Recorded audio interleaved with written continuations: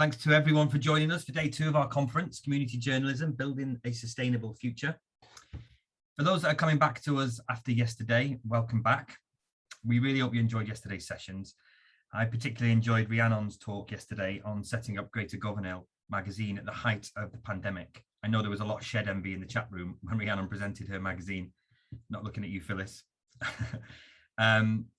And she had such great ideas, publishing articles in different languages to reflect the diverse makeup of their communities, holding public events to mirror the feeling of reading the magazine on a Sunday morning. I just thought it was terrific. And it was also fascinating to listen to Professor Karen Moore-Jorgensen's research on just how the sector was impacted by the pandemic. I think it came as no surprise to hear that the research showed most independents felt the pandemic was going to spell the end of their publications. What was surprising, though, was that bar 1 or 2, the sector not only survived, but is now stronger and more agile than ever, which is great news. I'd like to thank the other speakers, Richard Gurner, for taking us down the Caerphilly Observer memory lane.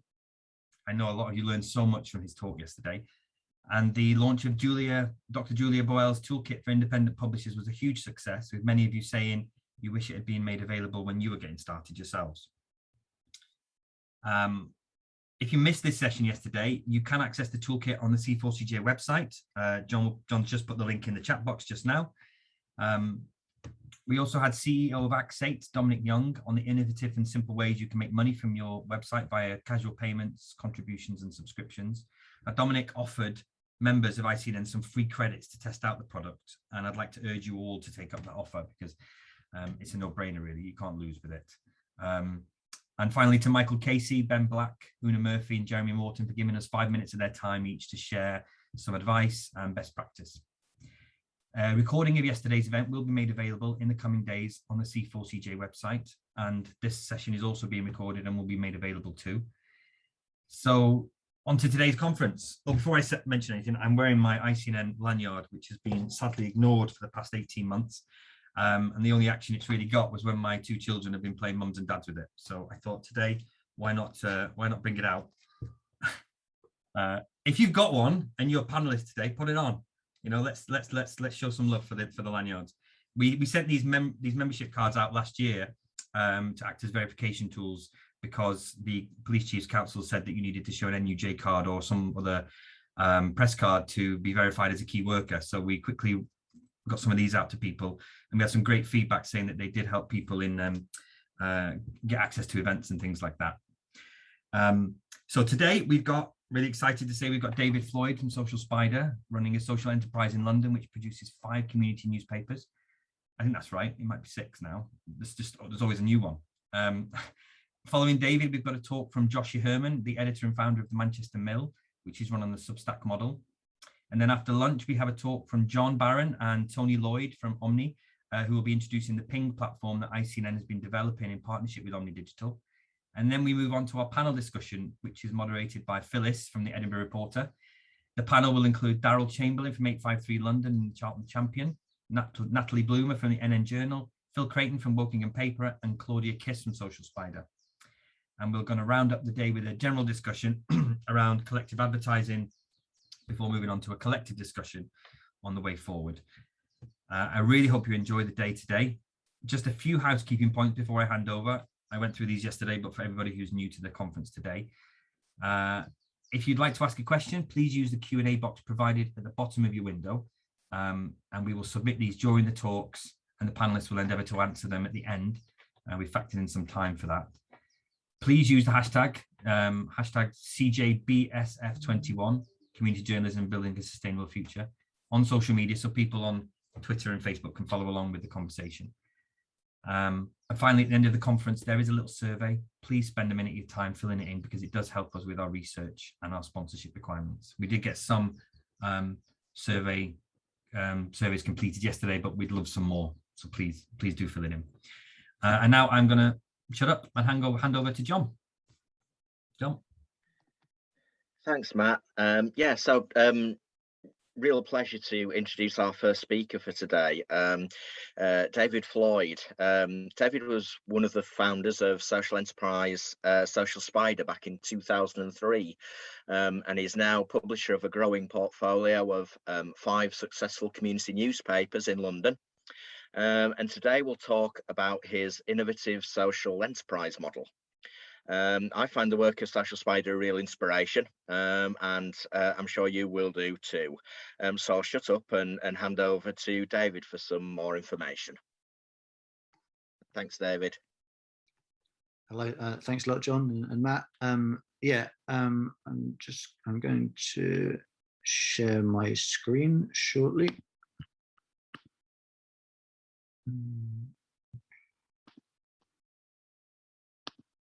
Let's hope we can make this work. Worked in practice, will it work in real life?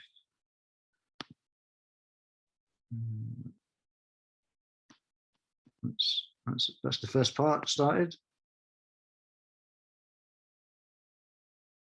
Here we go. Fantastic.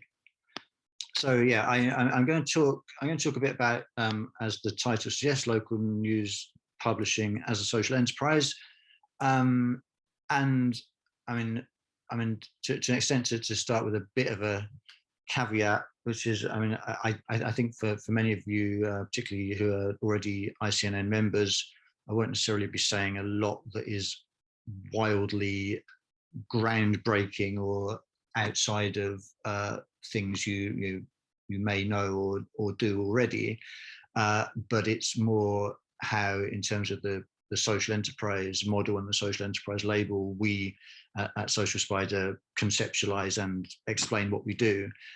So hopefully that is in some way interesting or useful, but we will find out very soon. Can I get on to my next page? I can go on to my next page. Very good. So here we are. Just going to start with what is a social enterprise, and I'm not sure to what extent you're all familiar with social enterprise as a concept. There is loads potentially to say about it, which could take a very long time. So I'm trying to go through it very, very quickly. So here's, I suppose, the most famous figure in both social enterprise and publishing, now Lord John Bird, the founder of The Big Issue, with his publication. And he used the phrase, one of many people to use the phrase, a business solution to a social problem. So social entrepreneurs or social enterprises as organizations are organizations that use business methods, trading activities, selling products or services, but the intention behind what they do is to solve some kind of social challenge. So in the instance of The Big Issue, obviously the aim of The Big Issue as a magazine is to tackle the problem of homelessness. So it is a professional sold magazine with the aim of tackling that particular social problem. With local news publications, that's slightly different, as I'll go on to explain. But yeah, social enterprise in a general sense, it's an organization that uses a primarily commercial model to achieve a social purpose. So that's different to charity, in the sense of social enterprises are not usually primarily donation based. They may receive some donations, they may receive some grant funding, but there is the selling of something, selling of a goods or service at the core of their operating model. But it's different to conventional business, because the point of the business is not in itself to generate profit. The point of the business is the thing that the organization does. And hopefully I can move on to my next. Wait a minute.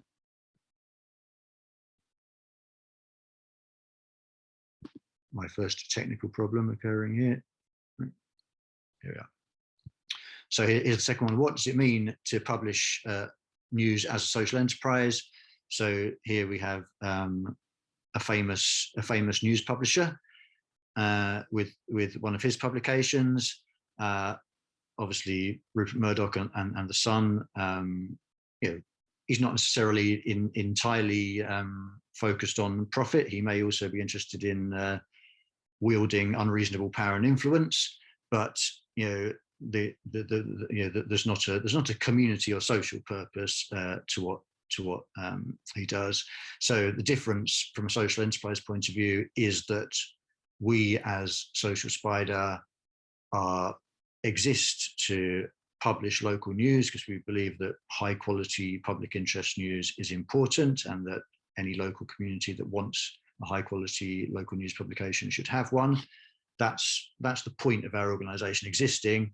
Having started from that point, we then have to work out how we make that work as a business. So, the second point on this page, the organization needs to generate income to pay for staff, printing, distribution, website costs, and the costs of generating income. So it's, no one is, the starting point is that no one is paying for you to exist. You don't have an automatic right to exist. You have to find a way of creating a business model that enables you to achieve the social good you're seeking. In our case, the social good is publishing local newspapers.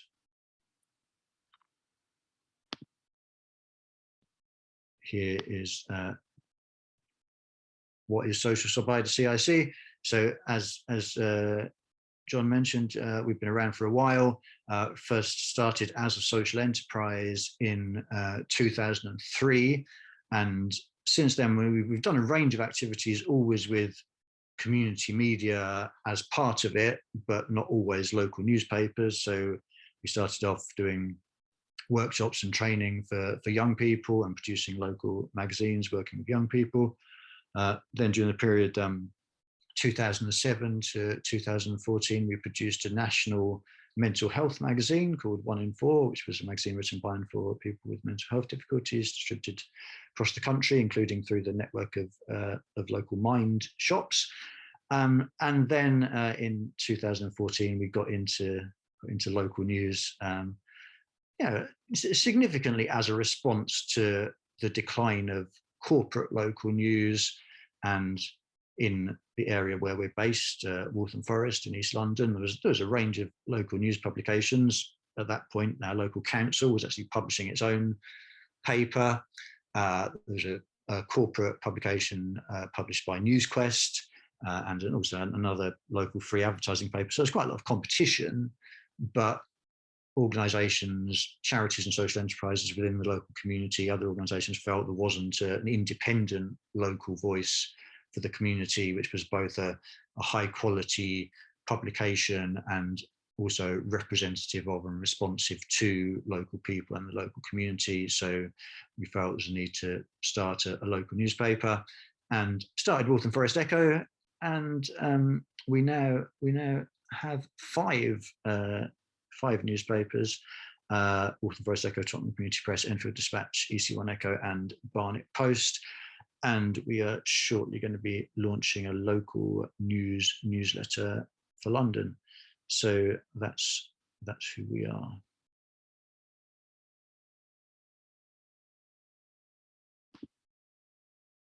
So this is going to be the bulk of the focus of what I'm talking about. I'm not going to try not to go on for too long.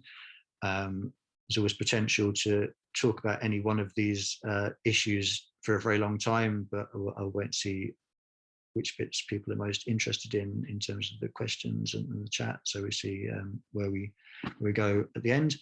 But yeah, five big challenges in producing a local newspaper as a social enterprise. And as I've mentioned before, I mean, these are not necessarily distinct challenges that are different from the challenges anyone else faces in producing a local news publication.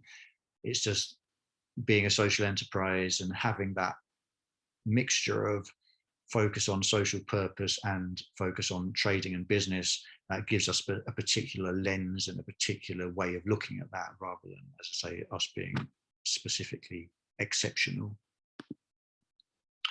So challenge one is keeping costs down. We came to the world of local newspaper publishing, as I mentioned earlier, having been involved in different forms of community media for quite a long time. And I suppose having quite a lot of experience of what hadn't worked in the past, or what some of the drawbacks had been for other approaches. And that included running community media projects, which at their initiation had a significant amount of grant funding to get off the ground and support participation and other activity. But then when an attempt was made, in the event that it was, to continue that activity without very significant grant subsidy, it wasn't possible to do it because the gap between the cost of doing the activity and any income that might be generated was so massive that there was no way it could ever be bridged at the point that that grant funding and subsidy was withdrawn. So that, I suppose, directed us to focus quite a lot on the issue of initially keeping costs down and looking at what was the best we could do with the resources that were realistically available from the different sources that we had on offer. So yeah, as I'm saying here, easiest way to avoid losing money is not to spend it. What's the lowest cost possible way that you can do something good? As I'm going to go on to say, that doesn't mean avoiding spending money when you really need to, but don't spend money on things that are tangentially connected to your activity, or additional and beyond the core of your activity. You don't need expensive equipment, or the may, for many organizations, be a value in having office space, and we have office space locally, and that's really important, but you definitely don't need to be paying thousands of pounds a month for office space. Similarly with websites, when we initially got going, all our newspaper websites have been put together by members of our team using WordPress themes, which I think we've paid $40 or whatever it is for it, but we haven't brought in someone to with specific skills to design websites. I mean, there may be a point in your activity where that's a useful thing to do, but it's not. Spending loads of money on getting off the ground is generally not a good idea for local publications. And then some activities may initially need to be carried out by volunteers. I mean this, as is going to discuss subsequently, that has both pros and cons in terms of sustainability and in terms of how that relates to your overall model. As a social enterprise, we're very much in favour of creating paid jobs, as I'm going to discuss in more detail later. But obviously, before you have money, you can't pay people to do things. So it's definitely worth looking at what is the most that can be done with volunteers. I'm saying all this obviously safe in the knowledge that for many of you just starting, like working on a voluntary basis is not an exciting idea or an option. It's the inevitable thing that you have to do because there's no other choice available. So it's obviously this situation will differ in different circumstances. But yeah, role of volunteers can be important.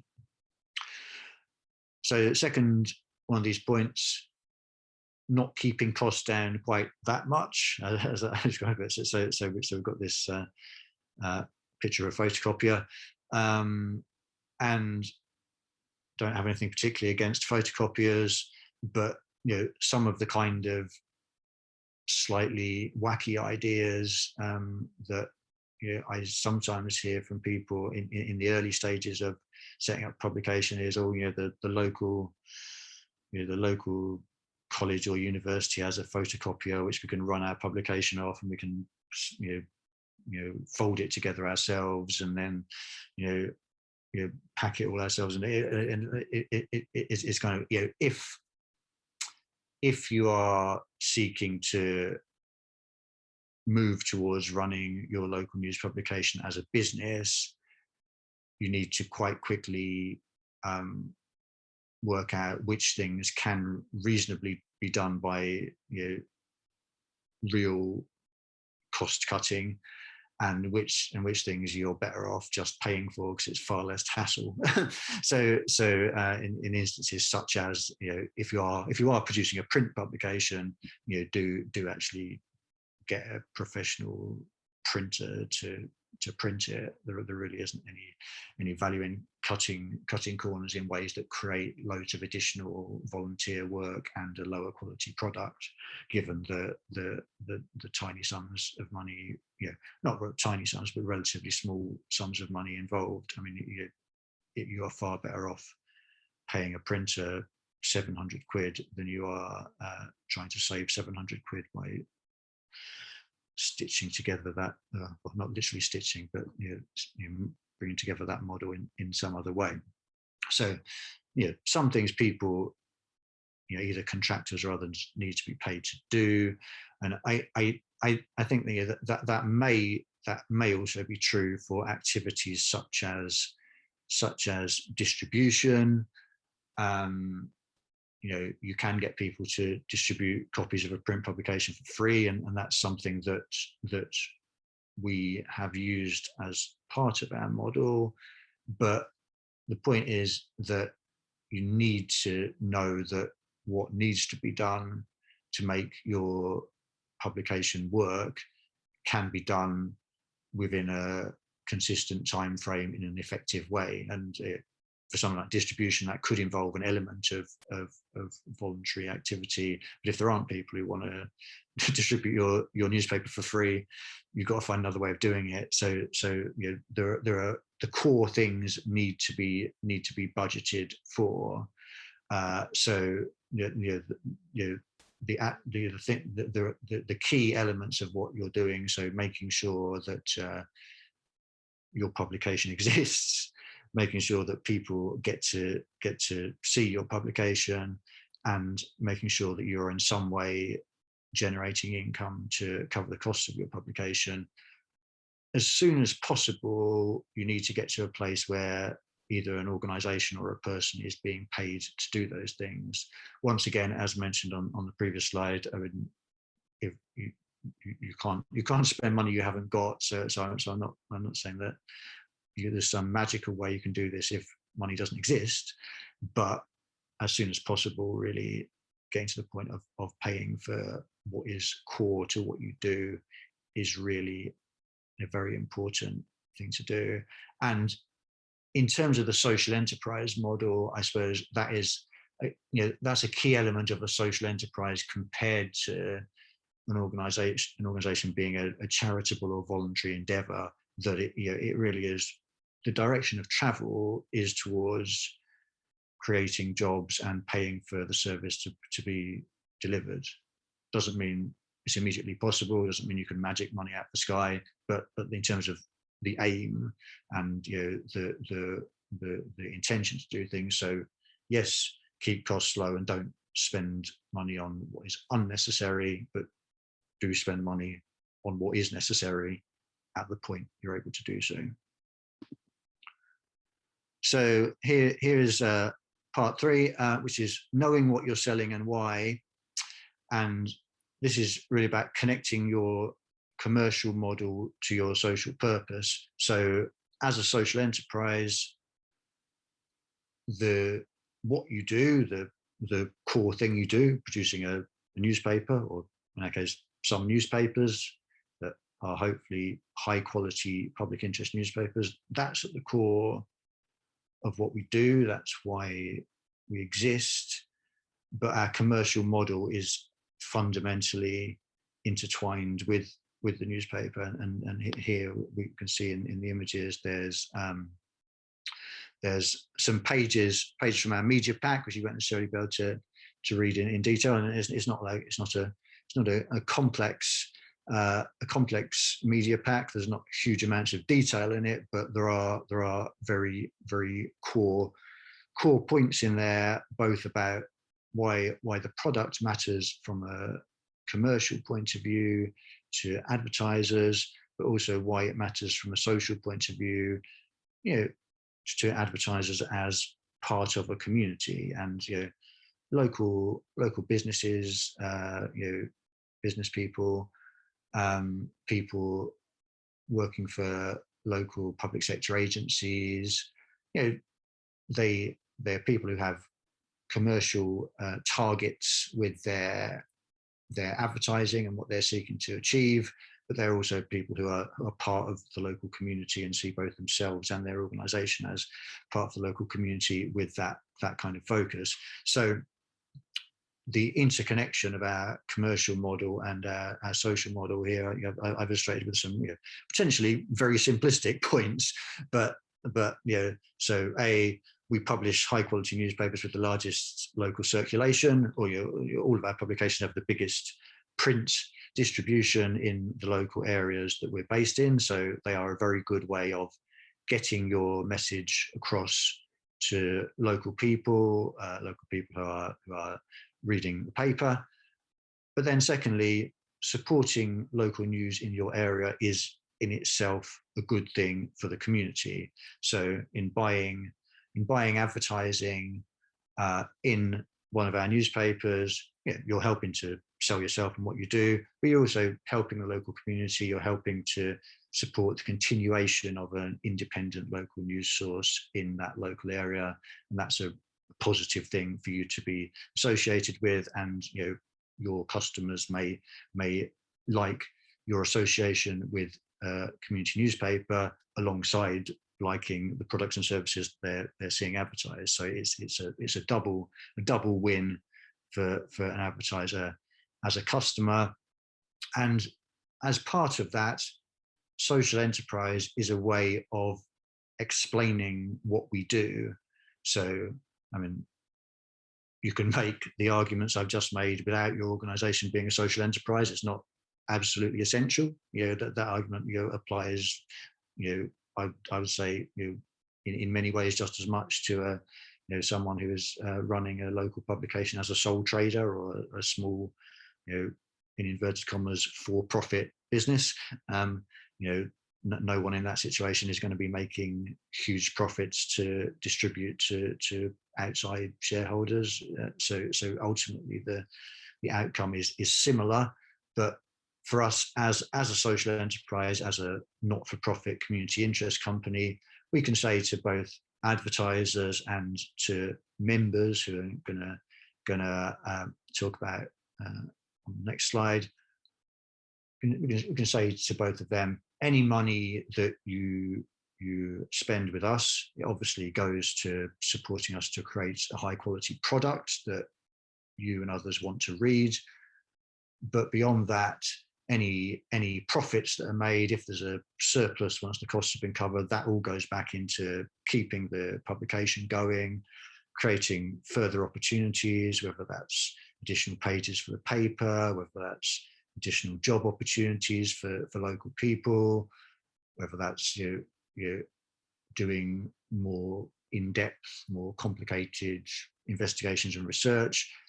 Whatever it might be, any surplus that's generated is going back into continuing this positive activity within the local community that you're keen to support.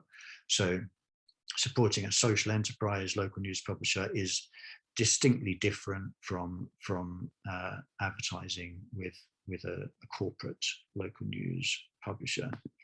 And then alongside that, I mean, with advertisers, we are selling very, in a way, a social enterprise sells to advertisers in the same way that any other publication might sell to advertisers, but with that social twist, with that additional argument and additional case for the value of what we do.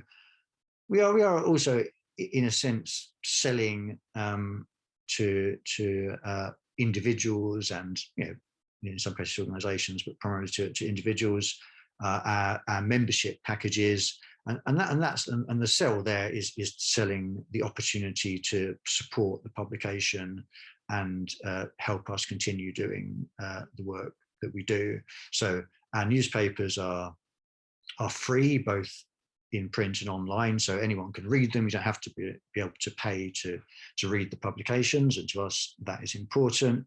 But if you do want to, if you are in a position where you're able to contribute, £3 or more, each month to support what we do. We're very keen to have those contributions from local people, because obviously the more we get those contributions, that reduces our dependence on either commercial income or grant funding. So, you know, that is, although it's essentially a request for donations, the request for donations is also a sell.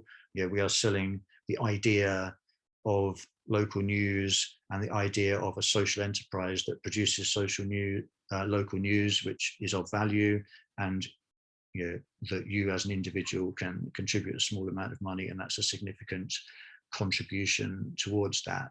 I mean, we're now at a point where we have 300 or so people contributing, you know, mostly £5 a month, sometimes a bit lower, sometimes a bit more, to support our local news publications. And you know, there are people in the local area who buy into the idea of local news being important and the necessity of it being produced and being available. And you know, that's, you know, I think getting to the point where you would solely fund a publication through that kind of reader revenue is probably a bit of a stretch, but it's a really valuable part of our income mix, and it's very important to have that clear case and argument for why people should support us. Fourthly, we have knowing who you're selling to and why. So here I've got these three kind of questions that we as a social enterprise need to address in order to decide you know, our commercial strategy, if you like. Who needs your publication? Who cares whether your publication exists? And who has some money? And hopefully, you know, hopefully there'll be some people who and organizations who fit into all three of those categories simultaneously. But you know, to an extent, it is, you know, it's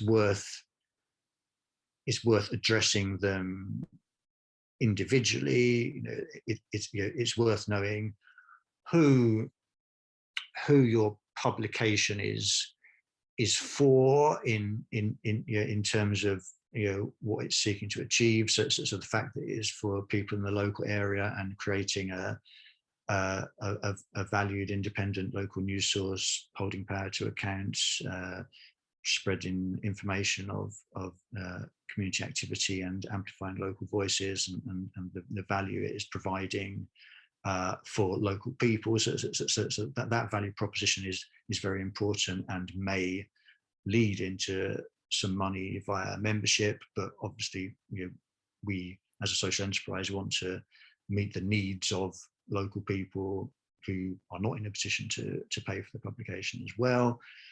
But also, who needs your publication beyond that, in terms of who are the kind of businesses and institutions for whom the existence of specifically local news publications is a positive thing. You know, whether that's on a purely commercial basis, whether that's estate agents for whom, you know, being able to advertise to specific local areas is a really is a key business need for them, or whether it's, you know, local schools and colleges for whom, you know, being able to target those local readers is really important.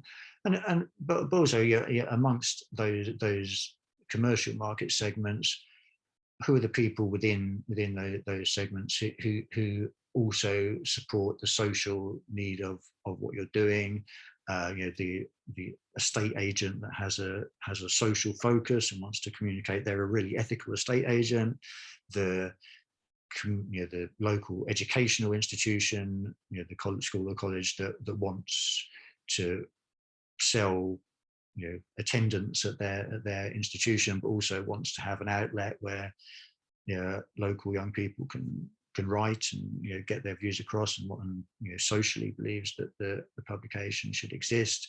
You know, what is the relationship between the local authority in your publication? What benefits do you offer to them in terms of what they want to achieve in the local community, while also scrutinizing them and holding them to account? All these factors are important in terms of making commercial or funding propositions to people in the local community. Who cares whether your publication exists? Once again, this is an issue about all those stakeholders who I've just mentioned. But it's kind of it's thinking about why does the publication matter to them? What is it that your publication enables to happen that different, whether it's individuals, whether it's organizations, whether it's businesses, what is it that they want to see? And then it's the question of who has some money. That is not, from a social enterprise point of view, to suggest that either individuals or businesses only matter if they can give you some money, because that's definitely not our view. But in terms of targeting your commercial, in terms of targeting your person time, you don't want to be spending lots of time trying to get money out of people who haven't got any.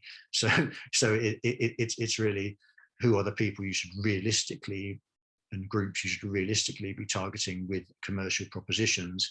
So this is quite an interesting example that we've got here, which is a deal that Claudia, head of advertising, who you'll be hearing from later, and James, who's editor-in-chief and editor in Infield.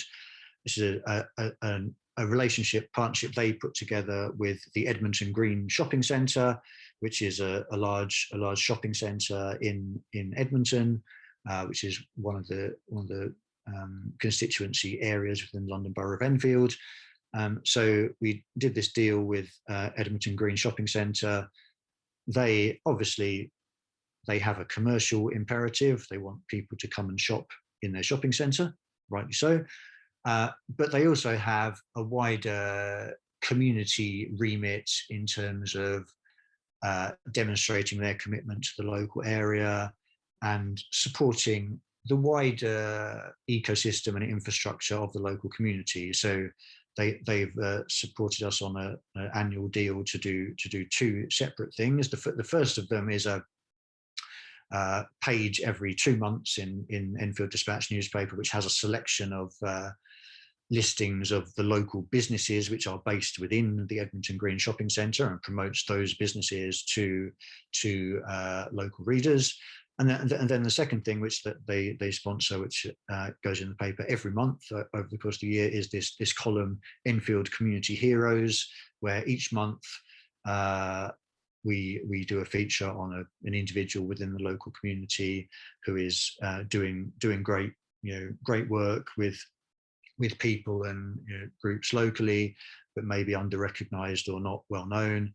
And so this sponsored piece, sponsored by the shopping centre, is supporting that local community work and activity, and also supporting us as a local community newspaper. And that's, it's not a sort of worth tens or hundreds of thousands, but it is a relatively big money deal in terms of our publications with that local shopping centre.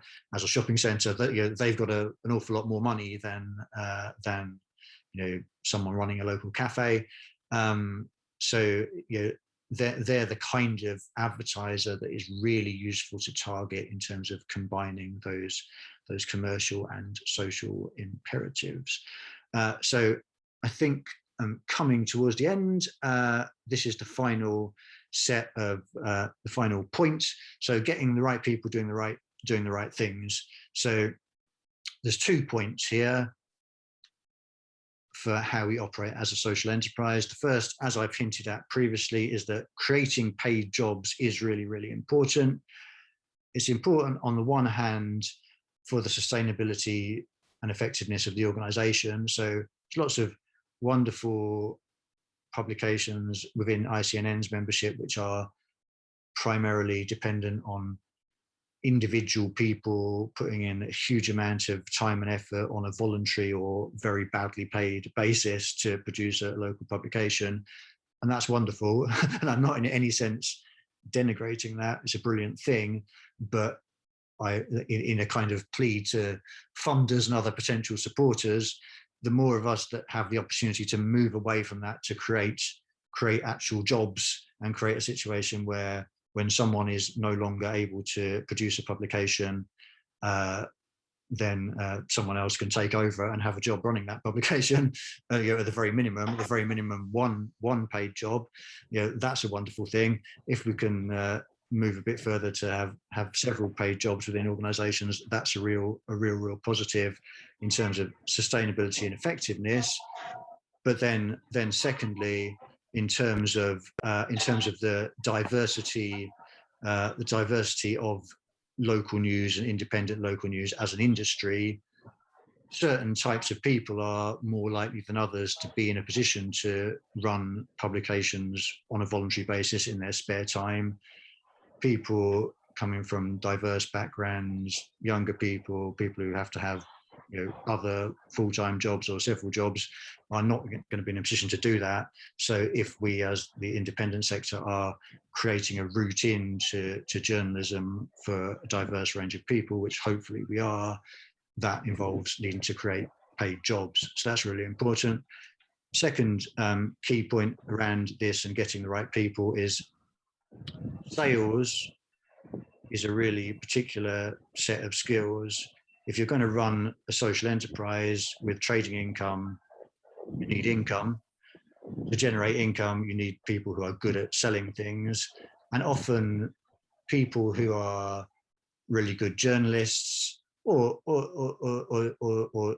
even people who are not necessarily from a specifically journalism background, but have come into producing a local publication because they believe it's an important and necessary thing to do, are not necessarily natural or skilled salespeople. In order to create a sustainable business, you need to get to the point where someone within your organization, and as soon as possible, maybe one or two people, are really focused on the business side of things and understand how to sell, whether it's advertising, whether it's subscriptions, whatever model you're using, know how to sell those things as products to customers, to understand who the customers should be, to go through some of the processes that I've just been describing in terms of what you should be selling and who you should be selling to. And those skills are really, really important, and they're going to make a critical difference to sustainability as a social enterprise. So just a couple of pictorial illustrations of both the jobs thing and the sales thing. This is our staff team. We are now in the, for me, terrifying situation of having 16 members of staff working across the editorial and commercial side of what we do. And that is, it's important in terms of our operations and getting things done. But as I was mentioning earlier, it's also important because we are creating opportunities in our local area. We're creating a route into local news, and we are creating opportunities for people who need to have a paid job, which is the vast majority of people. And then here's an illustration of what we've done in terms of advertising. You're going to be hearing from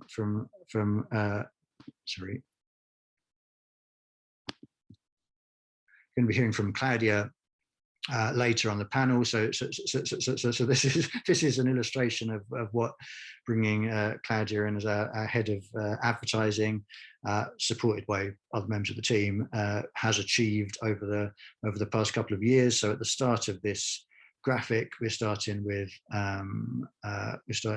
in July 2019 with advertising income, and this is for 3 of our newspapers because of the different arrangements with some of the others and the fact they've been starting at different points. So 3 of our newspapers generating about $4,000 there in advertising income, 3 or 4 grand, and then up now despite the dips that you'll see caused by the intervention of a global pandemic and then a series of lockdowns, despite those interventions, now up close to 13,500, 14,000 for primarily 3 newspapers with a little bit of income from our newest one.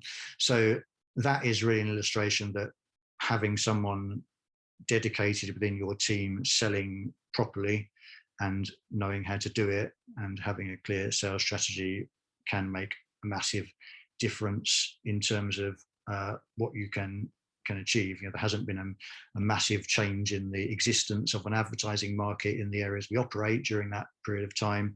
What has changed is we have got better at doing it. And that, I think, is a very key element of being a social enterprise. It is, knowing how your commercial model works and how to sell. So that's my talk bit completed. Thanks a lot for listening, and very happy to answer any questions that anyone has. Thanks, David. That was really, really interesting and really detailed. So thanks so much for doing that. Really interesting and quite inspiring. So yeah, we've got about half a dozen questions to put to you. Stefan at Crowborough Live asked, David, what help did you get drawing up the KICS constitution? Did it cost you much money? No, we didn't get any help drawing it up. We just did it. No, it only cost the registration fee. I would generally, in terms of the constitution of a KIC, I would generally just use the set models that are available, the template models, and do it yourself. You should be able to work it out. Not really complicated. Yeah, because the second part of this question is, has Icnn thought of preparing a model constitution for members to use and modify? I'm sure it's something we could kind of look at, but as you say, I think there are templates out there, aren't there, that you can just kind of take and then adapt for your own business. But I'm sure that's something we could look at maybe doing, Matt. Yeah, we're currently in the process of going down that route for a different project, setting up a KIC. So we will we'll watch this space. If it turns out to be a painless procedure and it's quite simple and we get a lot of learning from it, of course, yeah, we'll absolutely share that with the membership and potentially provide a model constitution for members if they wanted to go down the social enterprise KIC route. Yeah. I think I'd say, though, in the early stages, if you're just getting going, I mean, don't get too bogged down in it. You just come with quite a simple, our aim is to produce a community-focused local publication for X area and the local people in the area. Off you go. And there's not really a huge amount else at a small scale if you're just doing something locally that you'd need to do. I mean, it may be a bit different for Icnn in the sense that you're thinking more about what's the power of various different stakeholders within this business model and that kind of thing, and that does get a bit more complicated. But if you're just doing a local publication, you don't need to worry too much about it. You should just be able to plow your way through based on the online advice available. Cool. Second question from John Cook. With environmental issues a concern, how do you balance printing times the number of papers and then ensuring you either don't run out or don't have a massive surplus on each edition? Yeah, I mean that's a really good question, and like both for environmental reasons and also for reasons of in a general sense, printing loads of papers and just having them piled up in a skip is a thoroughly undesirable outcome in all senses. The answer to it is, I mean, the reason we do printing at all, I suppose, when in terms of balancing the environmental thing, is there's a real positive social purpose to print, and that in terms of the tangibility of the product and in terms of the newspaper being picked up by people who wouldn't otherwise read it or wouldn't otherwise see that full selection of content about what's going on in the community, there's a big tangible difference to the print product compared to just having something available online. And obviously there's still a significant proportion of readers who, although they may technically have access to the internet, would not use the internet. for news, so would not receive a non-print publication. So there's a clear social purpose behind the availability of print. There's also a commercial purpose behind it, which is, you know, generating significant online advertising income from a local news publication is really difficult. I know there's, you know, 3 or 4 Icnn members who've done a phenomenal job in doing that. So I'm not saying it's entirely impossible, but it's really difficult. And for us, the print advertising is currently the biggest part of our commercial model. It's, you know, 70% or so of income. So there's that element, but then thirdly, yeah, the distribution thing, ensuring that the copies actually get somewhere, that is an ongoing process which we continue to refine and focus on a month-to-month basis. So we're very much looking at how many copies go out through our on-street newsstands, how many copies go out through community venues such as libraries, cafes, pubs, etc. How many copies go out door to door, and those different methods all have their pros and cons in terms of the cost and deciding, you know, who's likely to pick up the copies and also the likelihood of them being picked up. So it's a constant process of maximizing the impact we can get from the copies we have available, which is, yeah, okay, very important and ongoing. Yeah, indeed, yes. Next question is from Daryl Chamberlain. Hi, and I think you probably actually answered this to a degree in your talk. So Daryl asks, who sells your ads for you now? Does Social Spider have your own salesperson, and how do they work? Yeah, so we have 2 full-time ad sales people now. Claudia, who I mentioned earlier, who you're going to hear from earlier, is our head of advertising and sales and been with us for, you know, just over 2 years now. You know, she coordinates our ad sales operation. We 3 or 4 months ago, we took on Xavier, who's via the Kickstart scheme, who's also, you know, our second full-time ad salesperson, and we're looking to grow that commercial team by creating more Kickstart opportunities over the coming months. So in that slide that I did of the team, there was 2 or 3 people who, you know, we don't yet know who they are. We're going to be recruiting them over the coming months, and I think that commercial operation is really important. Commercial operation has to interact with the editorial and has to interact with your social aims, and that's important. But having people selling who know how to sell, massive difference to our ability to generate income. Daryl also asks, how many of your staff are full time? Yeah, that is. That's one that's going to need me to count on my fingers. It is 10 or 11. We've been increasing the full-time staffing over the past year. Like there was a point where we had a very small number of full-time staff and then several people doing bits of hours. But yeah, it may even now be more than 10 or 11. It may be 13. 12, 13, yeah. So it's increasing, but yeah, we're now mostly full-time. Brilliant.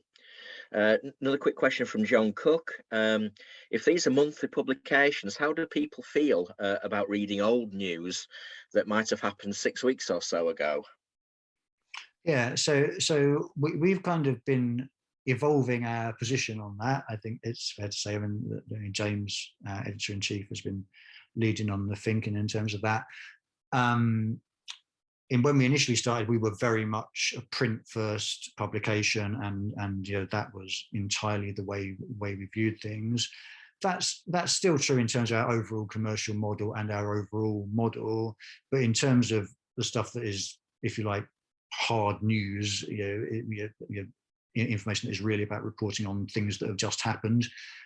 We're now at a point where that content now goes online immediately on our website, so it will also go in the print newspaper if the stories are big and in depth, and there's an ongoing value for them. So we still run news content in the monthly newspaper, but in terms of stories that are, you know, more immediate and this thing has just happened, they would be primarily now being made available online, and then they may be in print with additional information if that's relevant, or if not, and then a significant proportion of the content which is written by local residents within our community and community organisations, that is more features related content which has a longer time frame. Okay, cool. Some advice sought from John Cook. Our patch, which is Stone in Staffordshire, has a population of about 18,000. Do you think this is too low a number to be cost effective for providing a printed offering? I think if I was in that situation, I would definitely be keen to test it and see what happens. I mean, it's hard to know, really. I think all of our publications cover slightly bigger populations than that. Even EC1 Echo, which is our smallest area publication, which is a postcode, but that's still, it's in, I think it's 60, 70,000 kind of population. So it's bigger. I mean, our other publications are mostly at London Borough scale, which in the case of London Borough of Barnet has 400,000 people, so bigger than the population of Iceland, as the comparison is often made. But if you've got 18,000 people and all of them are getting a copy, I can see that still being quite an effective product for particular advertisers. So I definitely wouldn't rule out giving it a try. I think it'd be worth trying it and seeing what happens, and seeing whether, from an advertiser point of view, getting a newspaper out to everyone in Stone, is that an attractive thing? I think it might be. I would definitely give it a go. Okay, penultimate question. So it's Stefan from Crowborough Life again. He thanks you for doing the session, found it really interesting. How much content is shared across more than one of your publications?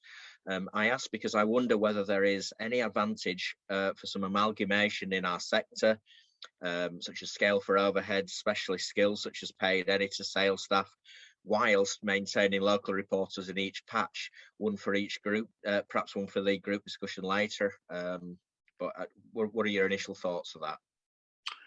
In terms of editorial content, it's not something we do a lot. It's not something we never do. I mean, if there's a particular, for example, London boroughs of Enfield and London Borough of Enfield and Tottenham area share a hospital which is used by most people in the area, the North Middlesex Hospital. So if James, our editor in Enfield, or Lucia, our editor in Tottenham, if they do an interview with the chief executive of North Middlesex Hospital, we might use that across both papers because it's very clearly relevant to both of them. But we don't look to do a lot of that kind of thing. I mean mainly because the point of what we're doing, and this is the ongoing tension between the point of what you're doing and the potential commercial imperatives of it. The point of what we're doing is to have local newspapers focused specifically on those local areas. It is kind of, in terms of an amalgamated product. I mean, NewsQuest are already churning out amalgamated products of extraordinarily low quality. So we're not seeking to compete with them on that.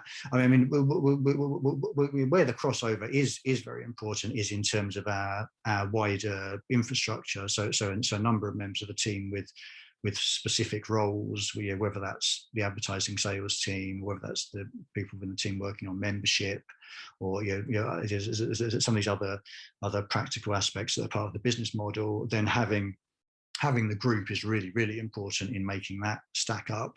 I mean, it'd be quite difficult to do the level of operations commercially, but also in terms of managing the editorial.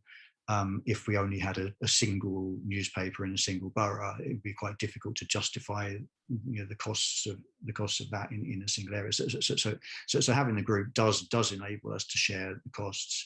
But yeah, in terms of the editorial, we do mostly keep that specific local focus. Okay, that's understandable. And just one final question. With the sorry, Phyllis Stephen from Edinburgh asks, with the rise in advertising revenue, what new plans can you make? Well, I mean, we're still in the situation where, I mean, although our advertising revenue is increasing a lot and very much on a good trajectory, we're still in a situation where we kind of cross-subsidize the local news activity we do with some of the other work we do in terms of research and consultancy. So we're not quite at our optimum level for even our existing publications right now. There's still a little bit of way to go. We're getting very close and nearly there. I think at the point we do have a definite month-on-month surplus, it's really the initial thing is, how can we do more with the local publications we've got? So potentially, how could we increase distribution? How could we increase the editorial spend and create more jobs in editorial? That's always going to be a real focus.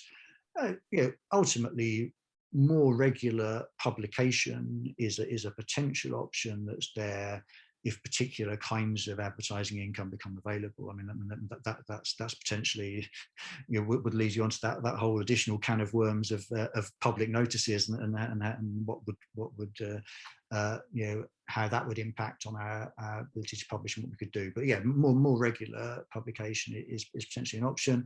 And then for Social Spider as an organisation, we're always looking at, could we do additional publications in other areas, particularly in London? Because we have quite a directly replicable model in London, so we could work in other London boroughs. Also, could we work in partnership with people in other areas of the country where we wouldn't have a specifically directly replicable model, but we'd be very keen to work with people in local communities who wanted to set up a publication to help them do that. So yeah, we're always looking to see, can we do more local news, because that's what we're committed to, and that's what we're confident and excited about. I think I'd kind of finally say this is a really good time to be in this sector and in this independent community news movement, because the opportunities for growth and success and greater pluralism are there for large numbers of people and groups, and it's a great time to be doing this. Great. Well, thanks so much for that. That's an awful lot of advice there, and an awful lot of information to digest, but really interesting and really kind of useful. So thanks so much for that. There is a lot of chat, which I'm sure you'll be able to kind of join in and take part in. So thanks very much for your time and taking the time to talk to us. That was brilliant. Thanks, David. Thanks for having me. Cheers.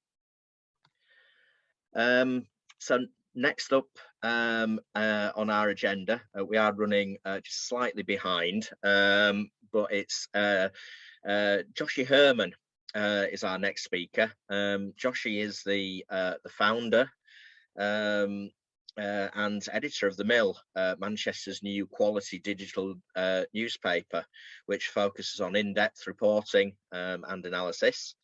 I think I'm right in saying, interestingly, The Mill's a Substack newsletter publication, offers a fresh take on local news, and has almost 1,000 paying members and 14,000 registered users. I won't steal Josh's thunder any longer, and he's going to speak to you today about setting up a hugely successful news publication in the midst of a pandemic. Joshi, over to you. Hi, John. Thanks very much. Hi. Can you hear me okay? Yeah, that's great. Good. Hi, everyone. It's great to be joining this conference for such a good organisation. I thought I'd talk briefly about what The Mill is and what we've been doing with our newsletters. First of all, focusing on why we did the kind of journalism that we do, which tends to be slightly longer form, slightly more narrative, tending to do more features rather than straight news. Then I thought I'd talk briefly about why we chose newsletters as a way to do that.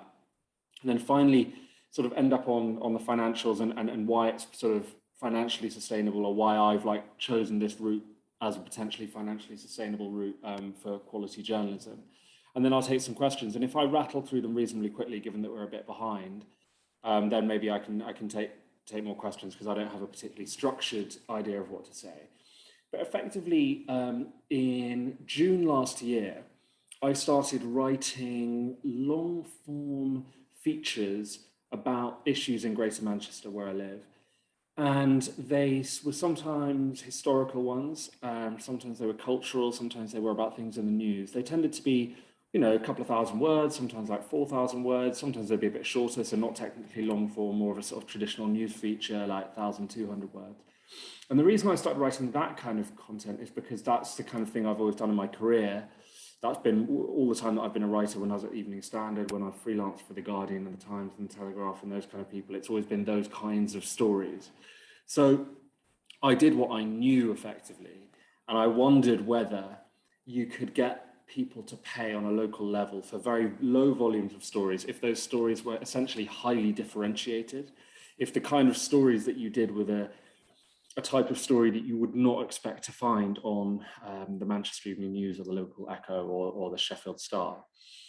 And it was a choice, partly because that's the kind of journalism I've always done, but it was also because I sensed that the decision on the part of the industry to make everything free 20 years ago and start giving away all their journalism for free had effectively homogenized and sort of commoditized regular local news reporting. So we've got to a point where I think a lot of news consumers in the UK, and I think academic studies bear this out, an awful lot of them just think of like court reporting, crime reporting, local political journalism about the council, local reporting about local services. They think that should be free because it has been given to them for free. So it's become like kind of water or air or something, like they expect it to be free, because it's been ad funded up until this point in almost every single local publication. And so I thought, if I start doing really good quality versions of those kind of stories, straight news reporting, that the council did this thing yesterday, or this person's just been convicted in the courts, I thought it was quite unlikely that I'd be able to get a really good subscriber base, even in a huge city region like Greater Manchester. So I thought, if I do something highly differentiated, it's about narrative feature writing, it's about storytelling. It can be about some of those same topics as the traditional conventional news reporting is about, but it's delivered in a very different way and it feels very different. Then I thought I would have a chance of getting people to pay. And to be clear, the point of the whole project is to get enough people to pay so that the enterprise is sustainable. Like it's got to earn enough money so that I can do it and other people can do it, and we can have a team of people who are covering the city region in a really interesting, informative, clever, entertaining way, and we can pay all their salaries and we can pay for our office via what we make from subscribers. So it wouldn't be enough, for example, to have 50 paying subscribers or 150. I was always thinking, like, you've got to get to 500 within the first 6 months, you've got to get to 1,000 within the first year. And if you can do those kind of numbers, you can start to have me and a couple of more junior reporters and a bunch of freelancers, and you put those things together and you can actually do really good quality stuff. And that's kind of how it's panned out. It's probably gone a little bit better than I was expecting. Like, I probably thought it'd be a bit harder at the beginning, particularly because I haven't done journalism in Manchester before. So I thought it might take a bit of contact building and getting up and running, but actually it's worked out really nicely. I mean, actually within a week of launching our paid subscriptions, we got 400 paying members because they'd been reading our free stuff for a few months, and they liked it, and they thought it was distinctive and valuable to them in their lives. So we got 400 very quickly, and then we've gradually built from there, and we've now got 1,035, I think, paying subscribers, members. And it's almost a year since we launched their subscriptions. I think we launched memberships in late September. So we're pretty much at the year anniversary of launching it as a proper business, as a proper venture. And we've got just over 1,000. So that's generating probably, 70 grand a year or whatever it is. People pay £7 a month. So it's in that kind of ballpark. So that means I've been able to sustain myself doing it. I've been able to hire Danny Cole, who was our first sort of ever intern writing for us, and she's now, she joined in March as a full-time staff writer. Molly joined as a full-time staff writer in July, and now we've got a guy called Jack who's on shifts as well.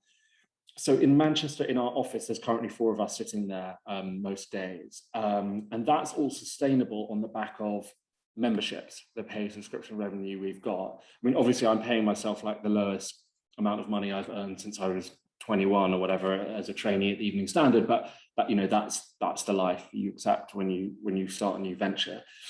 But it's delivered on its early challenge, which was, can we get enough people to pay for quality local journalism that we can have a little team doing it? What our paying subscribers get is they get 5 days of quality journalism a week, but the amount they get is very small. It's just like 1 in-depth story a day plus like a little mini briefing. So there'll be like a local health story, a local education story, a little COVID update, a little recommendation for something to do in the theatres or the music this week. So it's kind of very, very low volumes of content, but done in a really distinctive and like high quality way. And we really put a lot of time in it. Like sometimes Danny and I will sit there for 3 hours just editing one story. I've edited a story for like more than a weekend. Like I worked on a long read we did about Manchester's relationship with China and the Chinese consulate. I worked on that over a whole weekend. Even though I hadn't written it, I was editing it just because our whole selling point is that we do really distinctive, good, like thoughtful, nuanced journalism, and therefore it's really worth like making sure everything's really good. Otherwise, we completely lose our advantage. So that's why I chose that kind of journalism. I'm jumping ahead slightly, but that's why I chose that kind of journalism.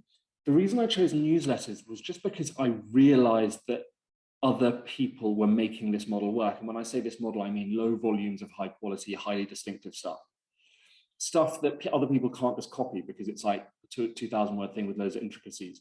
You can't just rewrite it like, oh, someone else has broken our story off, 15 minutes later it's on the MEN and we've lost any advantage from doing it first. When you're doing these kind of features, it's much less replicable. And that model was being done in a way on Substack. So this is, for those of you who don't know, Substack is an American platform that allows journalists to monetize their work via paid newsletters. So, you know, people pay a subscription and they get 4 newsletters a week instead of 2. And the reason I realized it would work, that people would pay for low volumes, is because I was paying for it. I was paying for an American writer who had gone independent, and he was only publishing probably 3 paid posts a month. He was publishing like 3 free ones and 3 paid ones. And I was paying £5 a month, maybe it's $5. And that just made me think, God, if I'm willing to pay $5 a month just for this writer who I really like, and I'm only getting 3 stories a month, and they're kind of like 1,500 words, 200 words, 2,000 words, then maybe people on a local level will do that if you write really, really high quality stuff. And that's what gave me the idea to newsletters. There are some other advantages to newsletters. They're very, very easy to do. There's no tech involved if you use a platform like Substack. There's only a bit of tech involved if you use a similar platform like Ghost.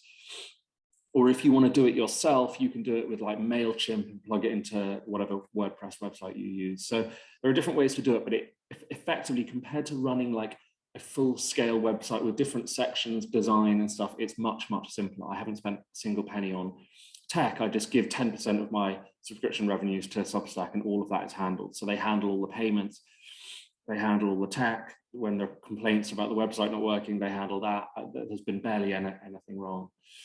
So that was another advantage. I think there's like a journalistic advantage as well, which is, or like a nice feature of newsletters, which is that you get a really close relationship with your audience. Like when we say, like last week, I was writing a profile of the council leader who's just stepped down in Manchester, a guy called Sir Richard Leeds. And I said, you know, we've just done an hour-long interview with him for our profile. We've got another one coming up in November. Hit reply to this newsletter and tell us your anecdotes about Sir Richard and what you've experienced from the council over the past 25 years. And a bunch of people did that. So you have this kind of closeness. And when I write something personal, I recently had a bereavement in my family. I actually wrote about it on the newsletter because I was explaining why we haven't been publishing so much that week. And I had, dozens of actually emails replying and saying, hey, I hope you're all right. You get this real like personal relationship with your readers, which I've never had before. Like I worked for Evening Standard for 4 years, publishing to a big city, a bit like Manchester, obviously much bigger. I used to go home on the tube and look at what, I'd see people reading my double page spread about whatever, but you never really had a relationship with them, short of me going over and chatting to those people, which would have been extremely weird. You don't have a relationship with them. So it's so nice to be doing something where you have a relationship. And I think email helps. I know you can have a relationship with websites, so people can drop you an email. You can have a little comment box and that's all good. But I really have never had this feeling of like, wow, I'm really getting to know these people. And it's nice because it means sometimes they email and they mention, oh, I used to work in this. I used to work in local government. I used to be involved in local government procurement. And you're like, oh, hey, would you like to pop into our office and talk about it? So we've had some of our members, we've probably had like one member a week popping into our office. And sometimes they pop in and they tell you really interesting stuff and they give you leads. Like that's happened a few times recently. We've got this tiny office in the city centre of Manchester on St Anne's Square. So those are the like things that have made email attractive to me. I've probably forgotten some as well, but those ones that really come to mind. When it comes to the finances, as I said at the beginning, my whole like North Star, the whole reason I want to do this is to show that you can make local journalism sustainable by doing really good quality stuff. And I mean financially sustainable. I'm trying to prove that like the only route for local journalism is not these mass market sites that try and appeal to everyone, that do loads of clickbait, do loads of SEO stuff, that just like plaster their websites with annoying ads and pop-ups. I'm trying to prove that there's a different way of doing local journalism that isn't related to that. I will do some advertising and some sponsorship because, if it helps me to hire more reporters and stuff, I'm definitely not opposed to doing some advertising. But my main model, my main revenue stream, more than 50% will always be subscriptions. And currently it's 100%. So how's the finance going? So we've got 1,035 or so paying subscribers on our Manchester newsletter, The Mill.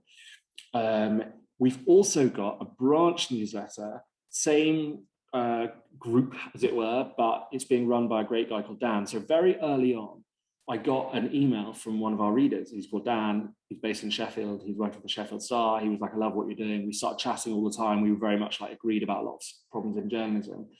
And in January, I think February maybe, he left his job at the Star.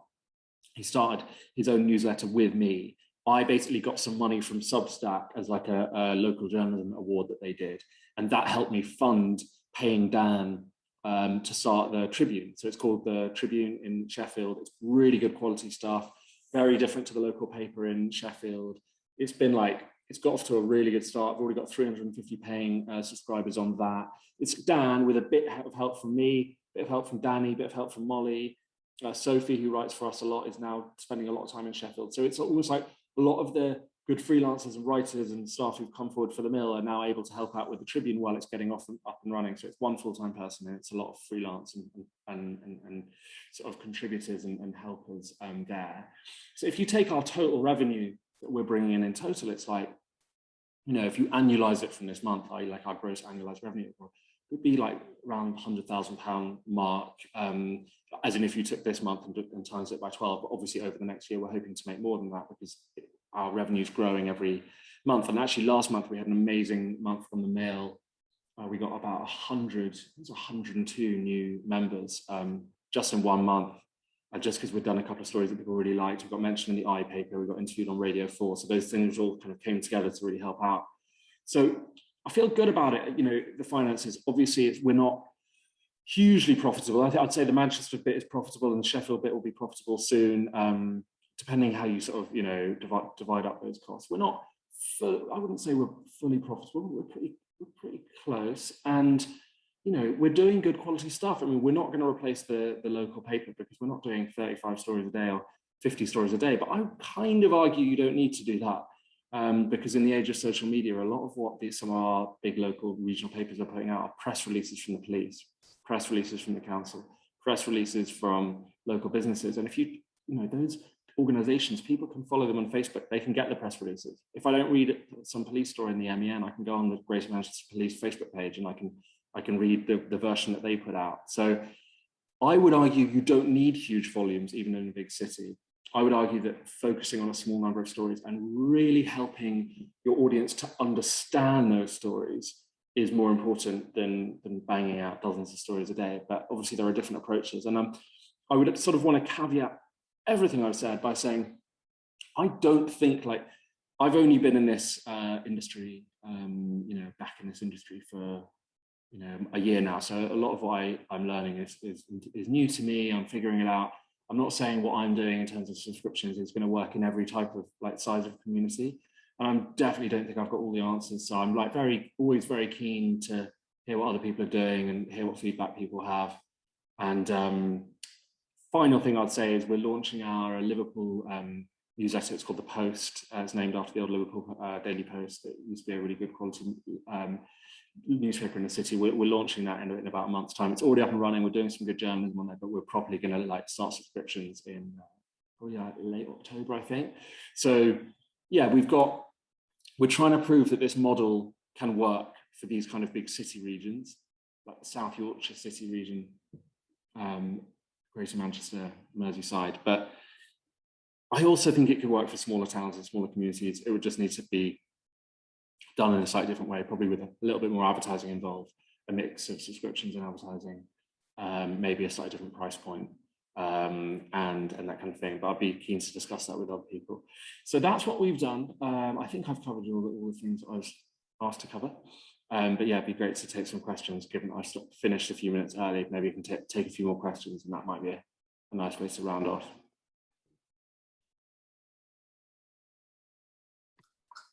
Brilliant. Thanks so much, Josh. I think everybody's absolutely in awe of the fact that you've got you had 400 subscribers within such a short period of time. I think that was an amazing achievement.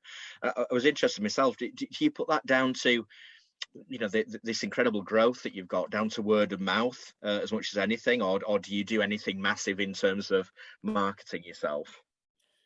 I do some marketing. I've tried kind of everything. I've tried in-person stuff. I've tried, leafleting. I've tried Facebook ads, Instagram ads, Twitter ads. I've tried organic social media stuff, just tweeting a lot. And, we've got I think it's 4,000 Twitter followers. That's been pretty good. I post on Reddit quite a lot.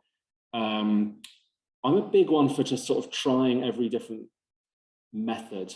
But I did spend money. I have always spent money on paid marketing, and I don't think I'd be where I am now without that. So it's a bit of a mix of different things. But I think just doing it entirely organically would have been tough. So that's probably where the argument for funding comes in. I ate into my savings to do this and to spend a bit on marketing, and also to live while I was doing those first 4 months where I wasn't getting paid.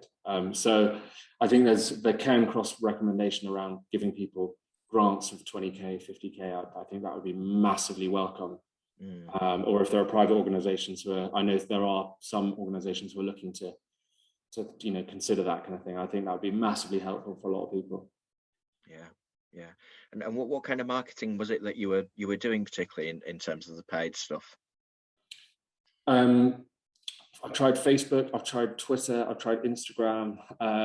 Just paying for an ad saying, "Hey, the Mill's here. It's a new quality newspaper. Sign up," and that sort of thing. Yeah, cool. Have you had much traction on? Sorry, John. I just wanted to know have you had much traction via Reddit? And if so, what subreddits are you in? Yeah, Reddit's good. So just the local one. So our biggest ever day of signups was last month, I think. We got 400 people on our free list. So we've got a free email list where we've got 14,500 readers signed up email list at the moment. 400 joined in 48 hours because someone posted no, it wasn't me, I promise. Someone posted on the Manchester Reddit, "What news do you read in Manchester? Because I can't fucking bear the MEN," or something like that. Something like, "Can't bear the celebrity bullshit." And a few different people who must be Mill readers or Mill subscribers recommended the Mill. You'd say, "Oh, you should check out the Mill. This is what they do." So because this thread was at the top of the Manchester Reddit, and because a bunch of people had recommended us as the thing to read, we were just getting flooded. No paid marketing has ever got me that many. Paid marketing would never, ever get me close to that sort of thing. So, I obviously joined the thread and was like, "Hey guys, here's a few links and whatever." But I think it was the fact that it was organic and it came from a real person saying, "Hey, what do you actually read in the city?" I think that was amazing for us. So I don't know how many of them converted to paid. It normally takes a couple of months. People join our email list. They get our free ones, which is Monday and Saturday. They get our free stories for a while, and if they like what we're doing, they'll sign up. So I guess the ones who came from Reddit, you might hope to sign up 10% of them in a couple of months, sort of thing. Via the free versions that they get, the Monday and Saturday one, do you advertise to them what they're missing out on? Is that how you get them to? Yeah, I do. Out? Yeah, I probably should do more. Sometimes I realize I haven't really mentioned to the free ones what we're doing to the paid ones for a while, but yeah, we do. I mean, I would say more than half our journalism actually goes out on the free list, because our Monday briefing is really long. Our weekend read is always by far our longest story. So in terms of word count, the majority of what we put out is free.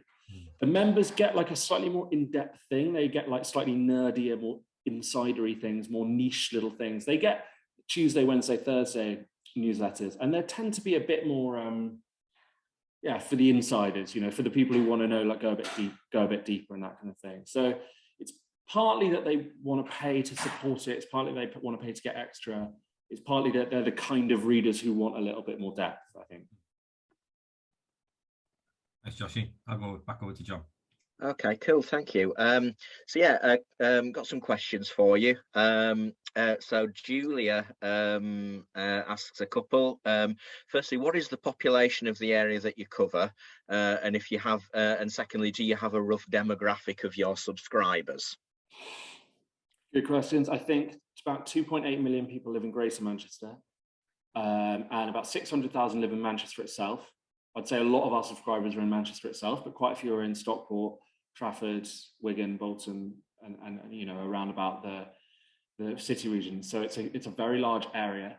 The demographic is probably people who read the broadsheets. It's probably people who want the kind of newspaper coverage they read in The Guardian, The Times, The Economist, The New Yorker, New Statesman. They're generally people for whom their national or their global media diet is quality, serious stuff. Very, very few of our readers, for example, are Sun or Mail readers. We did a big survey actually, and we actually asked, which newspapers do you trust the most, which I think is going to correlate highly with what you read. And it went like Guardian, then it went the Mill, which is nice, and then it went like the Times, the FT, the Economist, that sort of thing. And then there was a big gap at the Eye.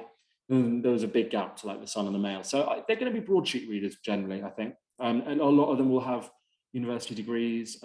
Obviously not all, but a lot of them will have professional jobs, although actually half of our readers are retired, half working. So I hope that gives you an idea of the demographic. Okay, cool. Yeah, thank you. Daryl Chamberlain has a question. Hi, Joshy. Do you think you'd be able to do what you do if the Manchester Evening News and outlets like My Bury didn't exist? If they didn't exist, I mean, yeah, we would definitely be able to do what we do. I mean, I would say a lot of the stories that we find come from the BBC, come from The Guardian, come from us wandering around. If you read the Mill, sorry, I've forgotten the name of the questioner. Daryl Chamberlain. Yeah, Daryl, if you actually have a read of the Mill, what you'll find is a lot of our stories come from us wandering around. So some of our most successful ones, one of our most successful one is an interview with a delivery rider who rides for Deliveroo, and he came from the Sudan. And we did like a 3,000 word interview with him about his amazing story. It's called The Manchester Dream. And that was from one of our reporters going out and about, just meeting delivery riders. One of my favorite pieces I ever wrote is about a guy who lives in a council block and who's lived in the same council estate, very isolated, very unconnected from society for decades, on income support and unemployment support. That was, again, one where I was wandering around to just meeting people and trying to find. So quite a few of our most successful stories are ones where like they don't come from regular news coverage. A different answer, or answer to a different question would Greater Manchester be better off if the Manchester Evening News didn't exist? Definitely not. Like I can hate going on the Manchester Evening News website because there are so many ads and there's so much stuff about Piers Morgan said this thing and slightly misleading clickbaity headlines. But they still do some really, really good quality reporting on a regular basis. They have really good reporters there who do amazing work. So the city region would be a lot poorer, and citizens here would be a lot worse off if we didn't have the MEN. Do I wish it was run by different people in a different way, with a different business model?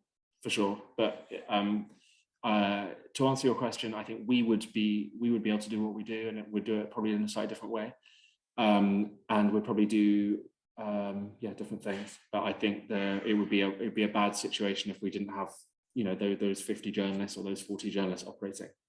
Yeah, cool. Next question, John Cook asks, what type of company structure are you using? Is it a kick? What's a kick? Community interest company. Oh, right. Sorry, I don't like know all a the social lingo. enterprise. So are you just a normal company? I say normal company, but are you just a company limited by guarantee, or a private company, or? Yeah, I don't know all the lingo, guys, about all the different types of structures. I'm just a sole trader. I'm just an individual. Like when I was a freelancer, I pay my individual taxes. I employ people like your local plumber or whatever. I'm a sole trader. Okay. I'm sure in future I might have to make it a limited company, but I don't spend much time thinking about structuring the financials or whatever. Okay, cool. And just the final question is from Stefan at Crowborough Life. He says, Josh, could you say more about whether you think the approach could work in the Shires, i.e. a county with no big city or conurbation? Yeah, that's a good question. I mean, the better person to ask would be the women who run the NN Journal in Northampton, who might be on the call. They are trying to do this kind of in-depth local journalism via newsletter on Substack, and they're doing it in Northamptonshire, which doesn't have a huge city. There are some, big-ish towns, big towns, I suppose, market towns. I don't think there's a city, or could have got that wrong. Maybe technically there is because there's a cathedral or something, but it doesn't have like a Manchester or a London. I grew up in Sussex, right? And my local paper has been absolutely, where I grew up, absolutely obliterated. We used to have 2 local papers in my small local town. Reach bought the other one, basically shut them both down, like shut ours down. When I go to visit my mum, it's deeply depressing to look at the local paper. There's a front page story about the local town and nothing else. It's absolutely shocking. I've been thinking about whether this kind of model would work there. I think if I was trying to do it in that town, like 10,000, 20,000 people, and maybe the surrounding villages, I think I would go for a model which is like, you have a subscriber layer, so maybe 1 or 2 stories a week that just go out to subscribers. You accept you're going to have a smaller number, but I think because it's a smaller area, you'll get a greater conversion from the free list to the paid list. You'll just get a much better conversion because it'll be so close to their life. Like you write in Manchester, I could be writing about a story in Wigan. It's very, very far from someone who's living in Stockport. If I wrote something about a neighborhood in the town near where my mum lives, it's going to be very local. It's going to be a 5-minute walk from where everyone lives. So I think you're going to convert better, but I think you're going to have to accept you're going to get a smaller number of subscribers. I think I could get in my mum's local town, I reckon you could get 50 after 6 months and 100 after a year, or maybe 150. And then you've got to do more ads on top. So I think you'd have to have a bit more of a hybrid model. I wouldn't have gone for a purely subscriber model.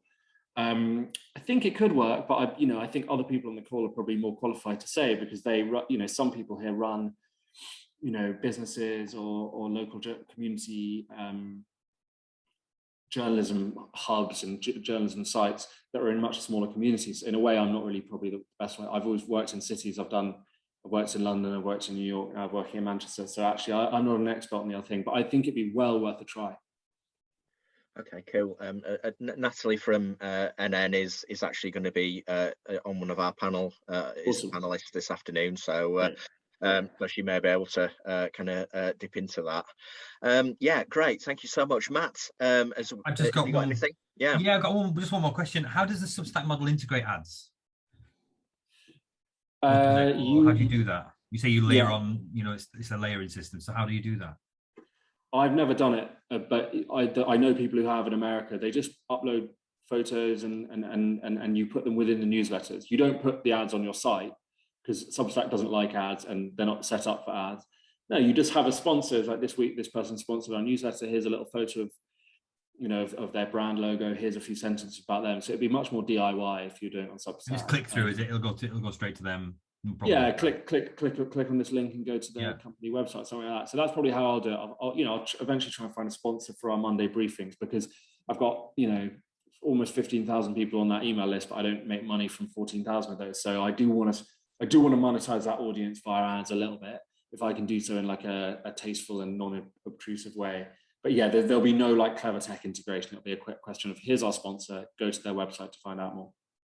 I know there was questions in the chat yesterday and previously this morning, I think, about merchandise and things like that. Do you give anything else away with the subscription, or is it just the content?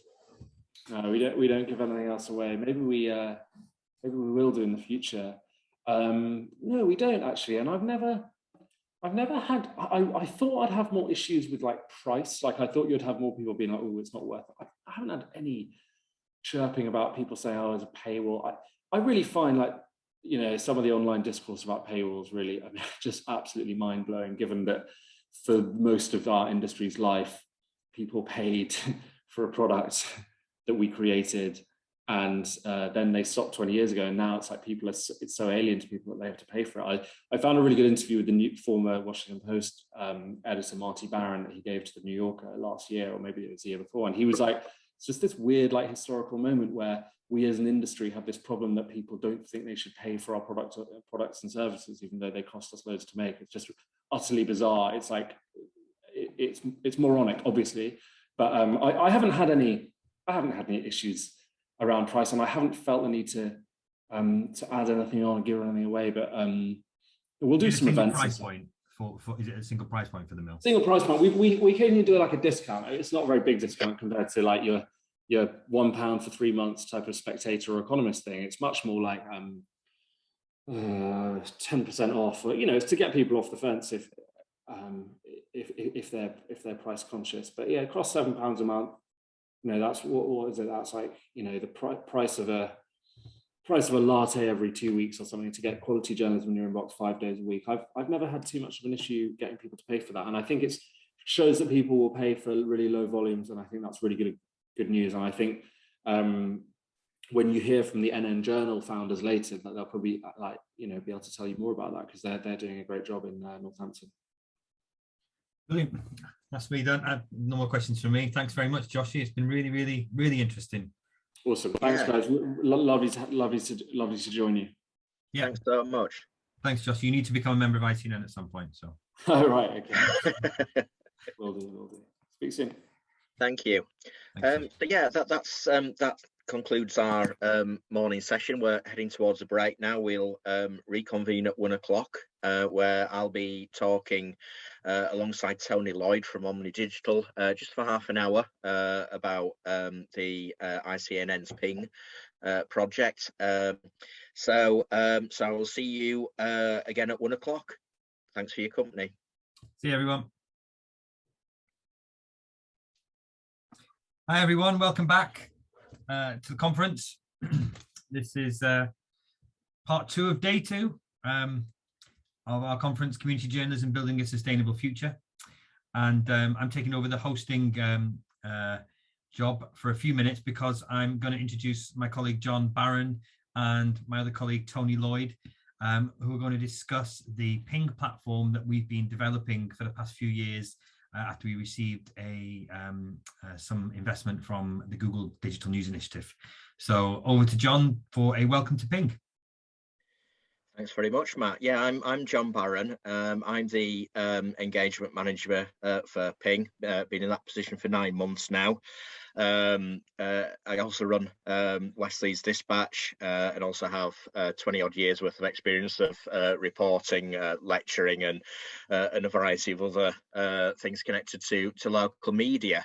I'm absolutely delighted to be joined by Tony from Omni Digital in Bristol today. Omni are an app development company who are our friends and partners in developing this platform, and I have to thank them for their incredible support, drive, determination, and for continuing to go above and beyond in helping to deliver this project. They've really gone out of their way to kind of support this and have been an absolute rock.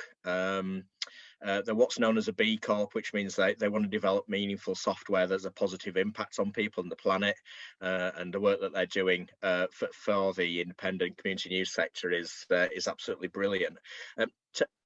I've probably stolen your thunder, Tony, in terms of introducing yourself there, but I know you've done a much better job than I could have done. Thanks for the glowing introduction. Is there anything you'd like to add?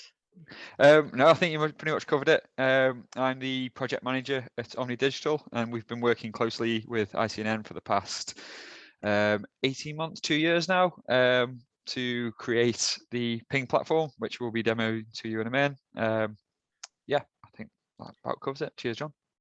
Thanks, Tony. Tony's full of cold today, and I'm developing a tickly throat, so you'll have to excuse me if I take a sip of coffee through this talk. Okay, so let me just tell. Obviously, we've some of you will know a little bit about Ping, but just to kind of start from scratch for those of you who don't, Icnn received funding from Google a couple of years back now to develop the Ping platform, which at its core aims to help tackle an issue that came up yesterday at the conference, that of mainstream media taking, lifting, cutting and pasting, and to use a euphemism, following up copy that's been produced by Icnn members. It aims to be a one-stop hub, providing media with immediate access to high-quality and trusted local news from Icnn members. That comes hopefully from across the UK, and it's stuff that we think might otherwise go unreported in mainstream media. Essentially, it aims to almost act as a news agency for hyperlocals, where publishers upload their articles and media into the Ping system. Both regional and national media will buy into the system and have access to the stories, and publishers will then receive a share of what they've paid in. The benefits for Icnn members are that you would be getting paid for stuff that would otherwise just be taken or followed up or copied. And the benefits for nationals is that they don't need to parachute journalists into communities. They can tap into the existing network of Icnn members to get things like copy and multimedia, and they get to reach the so-called harder to reach communities, which they might not normally be able to kind of get to get into. So that equals, I think, better quality and in-depth reporting on the nationals as well. So there's an added bonus there. Last year we had an alpha test, or an alpha trial rather, with about 10 hyperlocals uploading content into the new system. And earlier this year we ran a successful beta trial with the Icnn members in Yorkshire and London, in conjunction with Reach PLC, who've been quite supportive of the Ping project so far.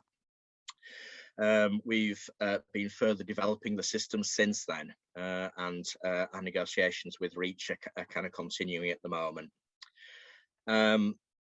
Once we've got this iteration of Ping up and running, i.e. in terms of essentially operating as a news provider to nationals, we're going to be looking at future iterations to bring in additional revenue. So I think the beauty of Ping is that it could potentially be a one-stop shop for a number of different ideas and developments. So one of the ideas that we've got moving forward is running something called Ping Bounties, which would see nationals commission Icnn members on stories, and we're at the very early stages of developing a collective ad selling platform as well.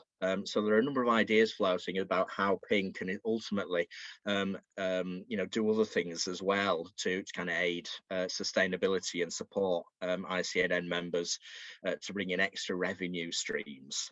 So yeah, overall, this could be a one-stop shop to boost your sustainability. Our aim is that Ping will be set up as a community interest company with all 125 Icnn members essentially acting as members there, giving you a say in how the company is run. We're just going through the legal side of this now. That's a very rough overview of Ping as a product and how it might kind of support moving forward. Those are our aims with it. They're very much based on what hyperlocals and independent publishers have been telling Icnn over the years that they want. we'll get to discuss in more detail the collective ad selling after the bit later on in the afternoon. So there is a session specifically dedicated to that. So what I will do is I will hand you over to Tony, who's going to share his screen, and touch wood, the tech works, and he'll talk you through and give a demo of how Ping is currently working in its current iteration. Thanks, Tony. Cool, thanks, John. Yeah, great introduction. So yes, as John mentioned, I'll be giving a quick demo of how the system works, talking you through each stage of content submission. Fingers crossed, because this is a live demo, everything goes well. If not, I'll put a bit of filler in there. Yes, I'll share my screen. John, can you let me know if it comes through? Can you see everything all right? Yeah, I can see that. Great, thanks, Tony. Great. Okay, so this first slide just gives you a basic overview of how stories flow through the Ping system. So Ping is a subscription-based model where stories come from content creators and hyperlocals such as yourselves, flow through to publications, and publications pay for access via subscriptions to view the content, and that money then flows back through the system to the content creators. So the first stage is the first iteration was to create a WordPress add-on. We, after some market research, discovered that the majority of Icnn members use a WordPress site, and we wanted to integrate as easily as possible into existing workflows. So making this not a burden or something that you have to really think about, just a couple of additional clicks onto your existing workflow. Once you submit some content, it goes through to a moderation stage. So this moderation stage ensures that all content is of a certain quality standard, and ensures that anything that goes into the system is worthy of inclusion. So this means that publishers get a consistent quality of story, and it means revenue that they spend gets equally distributed to high quality stories. Matt and John are going to be working through guidelines to what it takes to get a story approved, but these shouldn't be too stringent, and based on the quality of journalism that we see throughout your hyperlocal content, this shouldn't be a huge barrier. And then finally is central. So this is the main hub. This is where you can view content that's been submitted and approved. Publishers can view submitted content as well. That's what they pay for. So as a publisher, I need to pay for content. And if I'm a local publisher, for example, Reach, they could pay for particular areas, or you could pay for a nationwide subscription. But as a hyperlocal, you are able to view all content. So this may inspire, looking through the system, you might find content that's been created by other journalists in other areas, which could give you inspiration for content you could create. So that should really be a tool for sharing ideas as well. So that's a really basic overview of how the system works. Hopefully it'll become a bit clearer as I demo it. So the first stage is you on your WordPress site and submitting some content. So as usual, I'm creating a new story, and for the purpose of this demo, I'm going to nick something off. I see the irony in this, but John's Wesley's Dispatch, and take a story from there as some test content. So in a story, I can submit a story with pictures, images, videos, pretty much all the blocks that you can use in WordPress have been tested, and you are able to submit them. So I've created my story, and then there's a couple of extra, once you've installed the add-on, there's a couple of extra details you need to provide. For example, where the story was based, and this all allows users to quickly find stories that are important to them. select the story focus. So this one I'll probably class as a crime story. And I also have the ability to put in some more fine-grained tags. This was a feature, one of our latest features to be released. This allows you to tag your content and allows publishers to quickly find related content or find stories that are trending at the moment, because they can get in-depth analysis, which I'll show you in a minute. So I can select some tags. Maybe this relates to air quality, or if a tag doesn't exist, say this is around antisocial behavior, I don't have a tag for that. So I can add in quick antisocial tag, maybe one for speeding. So this all helps publishers get more value out of the system by finding stories quicker. So once you've saved your copy or published it to your site, you can also just press the push to ping button at the bottom. Agree to the terms and conditions of pushing your story. This just ensures copyright and you have ownership of all the content that you're submitting. And that's it. There we go. You get a little notification that it's pushed. So the goal for this is that you can create your story as normal, add a couple of extra fields and push the story. It's supposed to be as frictionless as possible and add really no time to what you would be doing day to day. Once the story's been submitted, we have this second stage, which, as I mentioned, was the content moderation stage, where John or Matt at this stage would be viewing your story, able to send it back with comments if there are any issues, or just approve the story and accept it. As well as accepting and rejecting, the content moderator also has the ability to accept for private sale. So if this happens, this gives the option of accepting a story but not putting it out to publishers straight away. If this is a high valued exclusive story, for example, you could use this option. Somebody from their team would get in touch with you and use our contacts with Icnn to try and facilitate a private sale away from the system to get you the most value as possible for your story. But for this example, I'm just going to accept it. So it then appears, then once I've accepted it, it then is available to all publishers. So yeah, that's the submission and the moderation stage. And the final stage is Central, which is the core platform. This is what you'd log into, and this is what publishers will use to find stories. So if I quickly refresh this, a new story has appeared. And because I can see it, this means that either I'm a hyperlocal who has access to all stories, or I'm a publisher who's paid for access to it. And once I've paid for access to it, I can then use the entire story or just a portion of it to create content for my own site or my own national paper.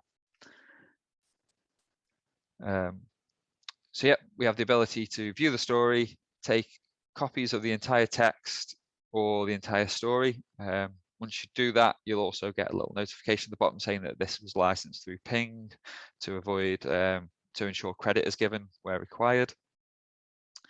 And you also have the ability, you've got the access to where all this metadata, like when it hit the system, and all the tag data. So as I mentioned, with a tagging system, you can view under tags details around, I can see what stories are currently trending at the moment. So I can see that in the past month, most of our stories are still relating to COVID or taken from the BBC. This is just all kind of test data at the moment. But we've run beta trials where we've been able to see how, how data is collected, and supports the argument that this system is quite useful. And we hope that with years worth of data, we should be able to see trends appear quite early. For example, getting into flu season at the moment, you'd be able to look at past trending data and see trends for what time of the year that this kind of information comes in, so you can be prepared. And this all gives publishers valuable information on what to expect and helps them create a better, more rounded story. So yeah, that's pretty much it. Once you've got access to the stories, all stories can be filtered by location or story focus. You can just view stories recently, they were submitted recently, and yeah, that's about it. So that's a quick overview of the story of the core platform and Ping Trends. These were the latest features to be implemented. I quickly jump back. I'll show you where we are on our development roadmap. So as you can see, the core development, which I've just demoed, was completed last year with successful alpha and beta trials. Ping Trends followed at the back end of last year and was part of the beta. And then this year, we've been working on 2 new features, which will be released in the next coming months and be ready for the next trial, which is Ping Feed and alternate submissions. Ping Feed is a daily email that you can get, a digest email that shows new or important stories that have come in the past 24 hours. It's an opt-in system that publishers can use. I've got a sample here of what this email looks like. So every day into your inbox, you'll get an email like this that contains the latest stories to be submitted, or the high priority stories that have been submitted. So as a moderator, I can flag a story that is submitted on any particular day as quite important or high priority, and it will appear at the top of this email. So it's a nice way of flagging important stories, as well as putting details of trending data. So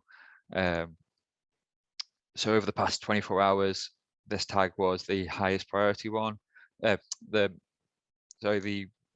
most used tag, and you can have up to 5 tags displayed in this email. And these are quick links, jump you straight to the story in Central. So this is all about increasing user engagement from the publisher side, and also around increasing engagement from the hyperlocal side. We've got the alternate submissions platform.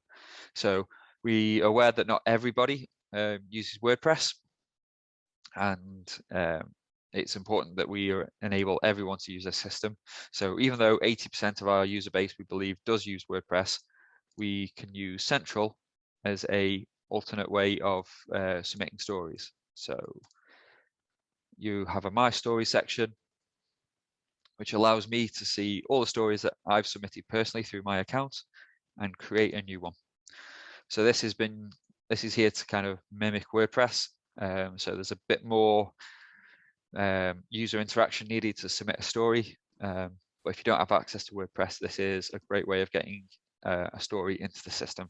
So simply providing a headline, body content, and the same 4 bits of metadata that we saw in WordPress allows you to submit a story in exactly the same way. So this opens up the platform to absolutely everybody. So yes, the latest 2 features have been about increasing our user base in preparation for the full launch.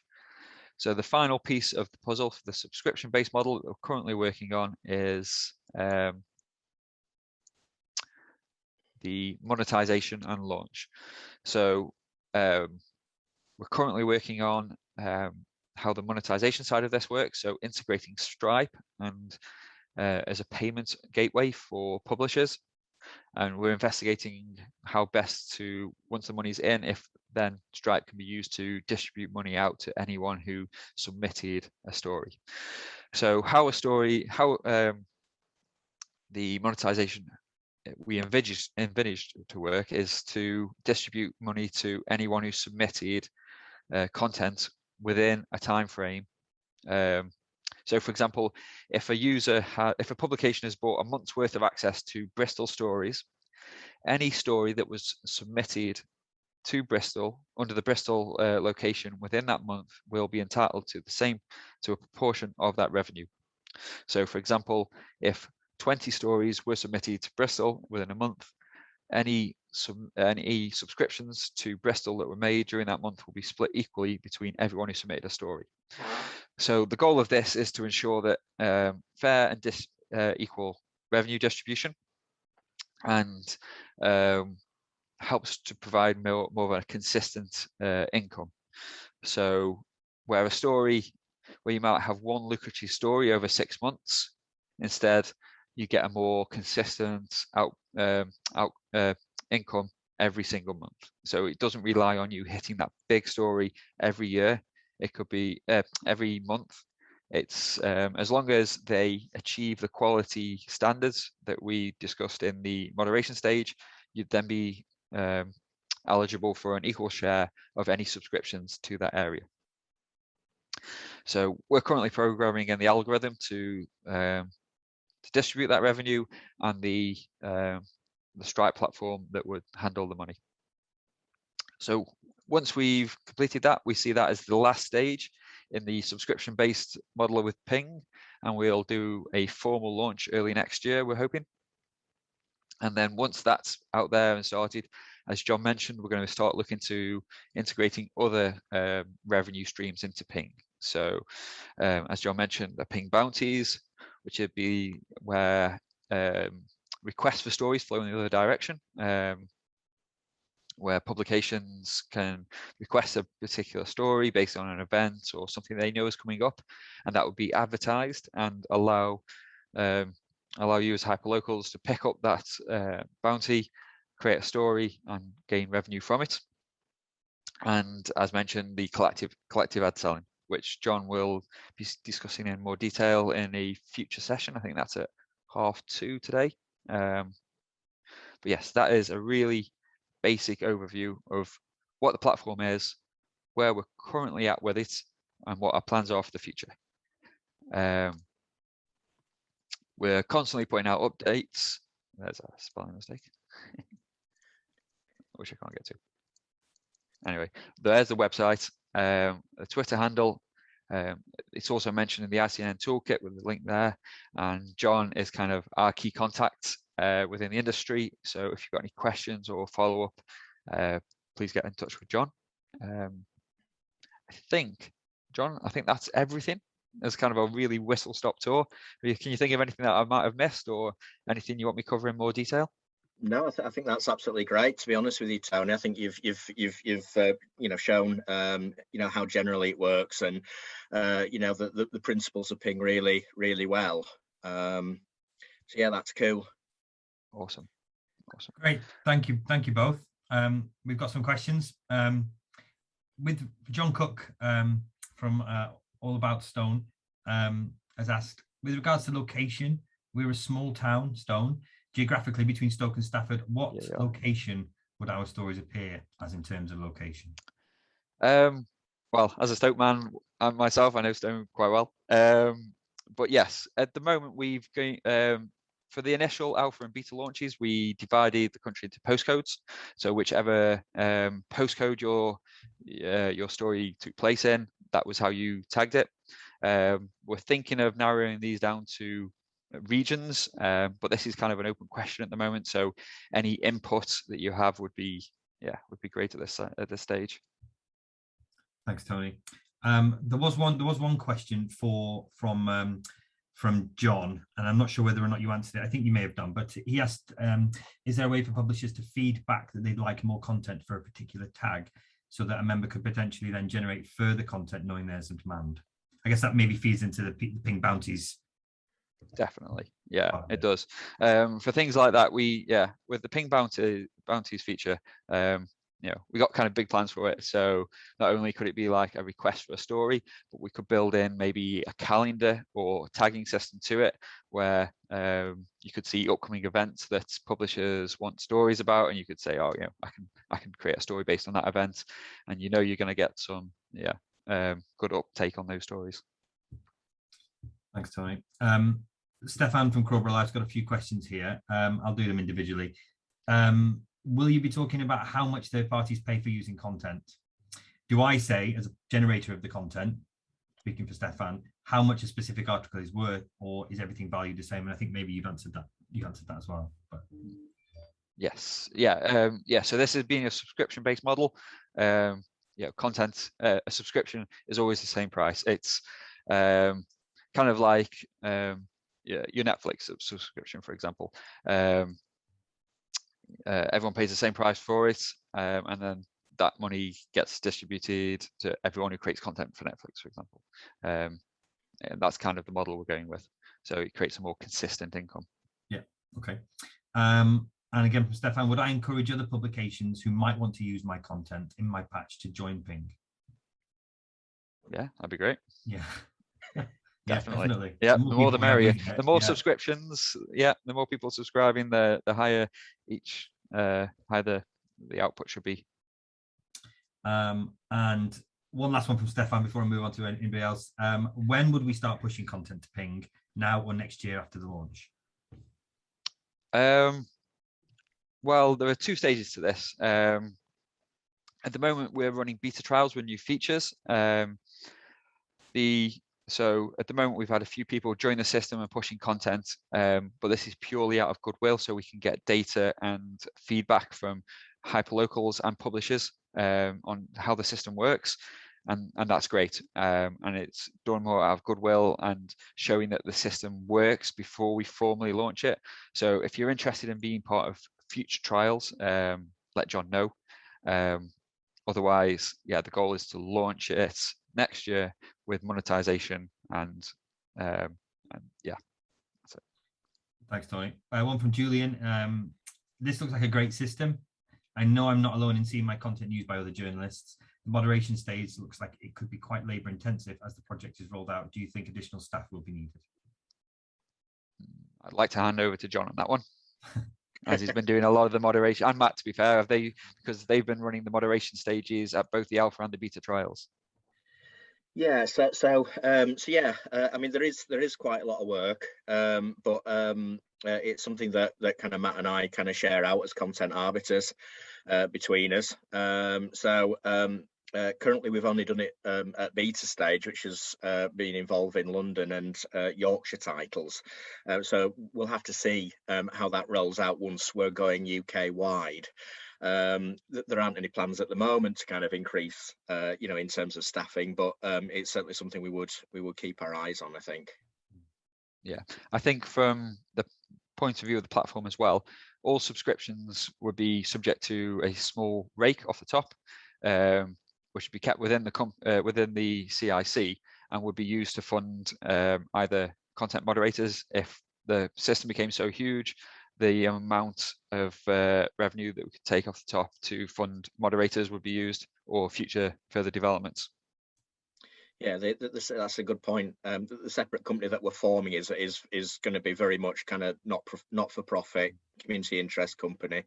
And as I said earlier, the members will have all the ICNN members will have a key role in kind of feeding into that kick and ensuring that Ping is essentially generating revenue for you guys, and that you're having a say in the broad sweeps of where we go, and what have you. Thanks, John. Thanks, Tony. Ben's asking if we'll share any feedback that we've had from Reach, Newsquest, BBC. So the feedback from Reach has been really positive. So we're on the beta trial earlier this year, and they've both been they were both very well received in those areas. We got a lot of really positive feedback. Content was used by different titles, Reach titles in those areas. They also gave us some kind of very positive suggestions as to how we can improve the system, and tweaks which we've been kind of implementing. And they've since come back to us and said that they would like to put some money into the system. So I don't want to kind of say too much on that, but we are negotiating at the moment to see where we go from here with it. But yeah, it's really positive feedback. They were they were very much up for kind of supporting the initiative. I think critically at a higher level, there's been consistently over the last 2 years, Reach have been very supportive of what we've been trying to achieve, and then saying that they want to kind of work very closely with the hyperlocal sector. And I know there's been some antagonism there in the past and some difficulties, but in terms of some titles. But the conversations that we've had with them have been very positive, and they seem to be going in the right direction with it. So so that's good. Thanks, John. Daniel asks, if one news outlet inputs 20 stories which are used, another one inputs 1 story which was used, it would the money be split between the two? Is that right, and is that fair? We have it based on stories approved as opposed to submitters. So in that 20-to-1 scenario, it isn't 50-50. It's I don't know, it's percentages, but most of it would go, pretty much all of it would go to the person who submitted 20. It's split 21 ways essentially. So it's based on stories, not based on publishers. Thanks, Tony. The point about regions, etc., is very relevant for Scotland. IC members are quite scattered here, and it's a long way from Kilgreggan to Shetland. I'm not sure what Julian's question is there, but yeah, regions has been something. Regions and postcodes have been something that we've discussed quite a lot in building Ping, right, guys? Yep. Yeah, it is. From my point of view, I think submitting stories using a postcode is going to be the simplest way of grouping stories and making sure that this data is recorded accurately. But when it comes to subscriptions, I'm thinking we use more broader regions, which is essentially groups of postcodes. So every postcode grouped in North Wales, Central Wales, South Wales, something like that. But as I say, this is something that we're actively working on developing as part of the monetization feature. So thought and input onto that would be great. Thanks, Tony. Sites like in your area run by Reach are already utilizing public links. Does this damage the potential of the model? That's anonymous. Yeah, good question. I mean, I think in your area it is very much kind of seen as an aggregating site and a separate kind of entity within Reach. So I think what we're looking at doing is linking up with Reach in terms of getting our members stuff on their main websites in terms of in terms of the journalism. Thanks, John. And finally from Stefan, so will all Icnn members be automatically able to see all Ping content? If we used other content, would we have to pay anything? I'm thinking about other stories about the county. Yes, so for this, the access to the stories for all hyperlocals is kind of an added benefit to using the system. It's not for publishing content, it's for looking at what other people are writing about and seeing if it's relevant to your area. Say if there's something that is impacting somebody else's area and you could write a similar story that's more tailored to your region. It's more a way of sharing ideas and getting inspiration for content creation, as opposed to being able to use that content. If you wanted to use the content in your own publication, that would require a subscription. Thank you, Tony, and thank you, John. I think we don't have any more questions on this session now, so I'll wrap it up. But just to let everybody know that do keep an eye out for emails with regards to Ping. We'll be sending lots of stuff out over the next few months. Oh, sorry, there is one more question from Milo. How will bylines look on stories picked up by Reach or other publishers? How will the bylines look? Okay, yeah. So one of the feedback from that we got in the beta trial in London from a couple of our members was that there was an inconsistency in terms of bylines. But our policy is very clear on that in terms of the byline should be attributed to the person who's written it, and that so everybody should get a byline in terms of their name. Thank you, guys. All right, we'll wrap it up there. Thanks very much, Tony. Thank you. And we'll move on to our next session. I'll just change your permissions there, Tony. All right, thanks very much. Thanks for your time, everyone. Thanks, Tony. Okay. Bear with us a moment while I just bring on the next. John, are you happy to introduce the panel?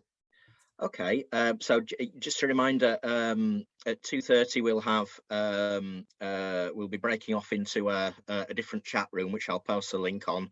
At 2:30 we'll be going into a general discussion stroke chat about collective ad selling, just for 15 minutes, maybe half an hour, and then move into a general discussion about the findings of the conference and anything you'd like to kind of discuss and chat about.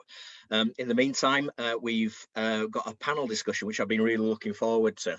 It's on building a sustainable future for the independent community news sector. We've got a great group of panelists who are going to talk to you today about some of the stuff that they're doing.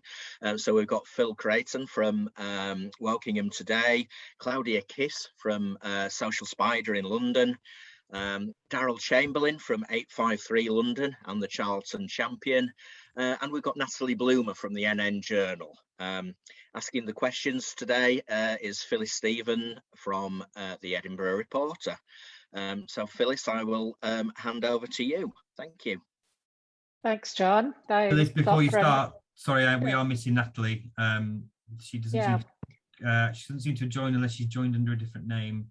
I can't find her. I'll send her a quick email now. But if you want to carry on. I emailed her the link to this to join as a panelist earlier, so she was in touch with me. She is there somewhere. She's somewhere. Okay, we'll find her. We'll bring her in a second. Okay. I'll carry on. That's great. Thanks, everybody. Thanks, John, for the introduction. I thought for a minute you were going to be stealing my thunder. We're supposed to be finishing this session at 2:15, but you can always let me know if we're going to run over for 5 minutes or so. So our discussion is to focus on what's being done right now and what more can be done to make the future of community journalism sustainable. We're all busy working. And it would be quite nice to be making something meaningful out of it. There's no better way to answer this than to hear from the people who are actually doing it.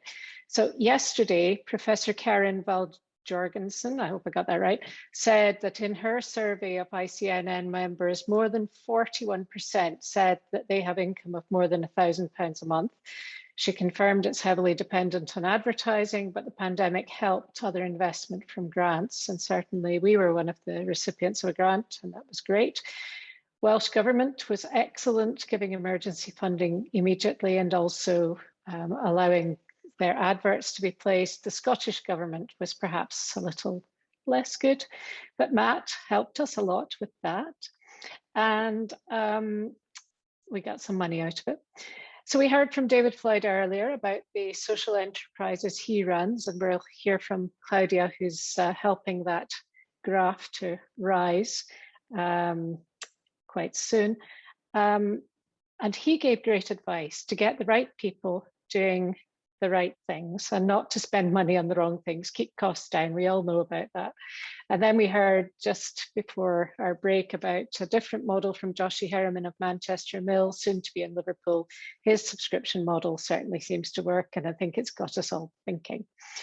Ping and its ping bounties sounds really interesting, and I really like the idea of being commissioned to cover a story for money. That all sounds great. But my biggest takeaway so far at this excellent conference is that we might all do less better. We take some of the pressure off all of us. I think we all work hard, but we do need to eat. So the first thing we're going to do today is hear from our 4 panelists about what they're doing right now. Is Claudia here? I'm not sure if she is. So actually I see Daryl. Okay, so Daryl, I'll go to you first. Daryl's running 2 online publications in London, 853 London and the Charlton Champion. He's going to tell you a little bit about this, about being a journalist for 20 years, about being up all night, being an editor. And this is what I took from the Charlton Champion football report on Charlton Athletic. It's a great line. It says, led by a goalkeeper who moved with all the urgency of a garden slug, they condensed the playing time after the interval to what seemed no more than a handful of minutes. So Daryl, the floor is yours. Thanks, Phyllis. That line's from Kevin Nolan, a veteran football reporter. I'm very lucky to have writing pieces for the Charlton Champion. Hi everyone, I'm Daryl. Welcome to sunny southeast London. I run two websites, 853.london, which deals with public interest journalism in and around the borough of Greenwich.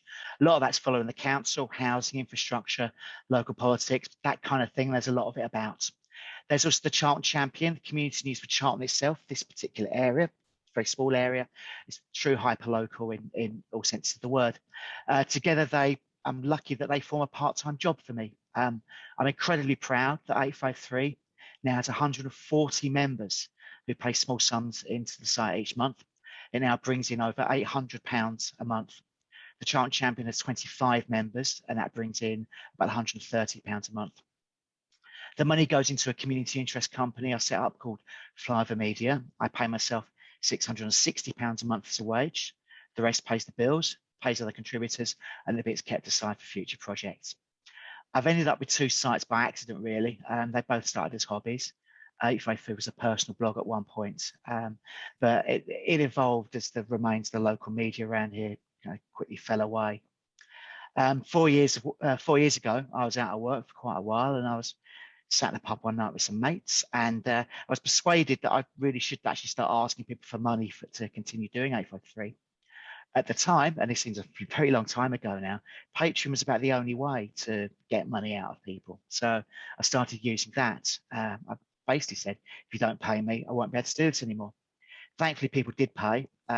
Also, my situation with other work improved. So I now spend 2 or 3 nights a week so I'm editing for a national newspaper, and I can work around that, producing both sites. At the moment now, people are paying into 3 different platforms to get the sites going. Patreon very quickly lost its sheen, and they don't really understand journalism at all. They insisted on using dollars for years, which meant income actually was quite unpredictable. So I now also use Steady, which is the German-based membership platform, and Press Patron, who are based in New Zealand. About 40% of 853 members still use Patreon, unfortunately. Both Steady and Press Patron are excellent platforms, actually. Press Patron is cheaper to use. Steady has more features. The Champion is mostly Press Patron, about a third are on Patreon. I originally promised a monthly email to people who paid in, but that petered out after a little while. I just ran out of time. So people who pay in actually don't get very much, but I haven't had any complaints about that, thankfully. I've had a couple of experiments with programmatic ads, but the income was rubbish, frankly. It was just too much bother.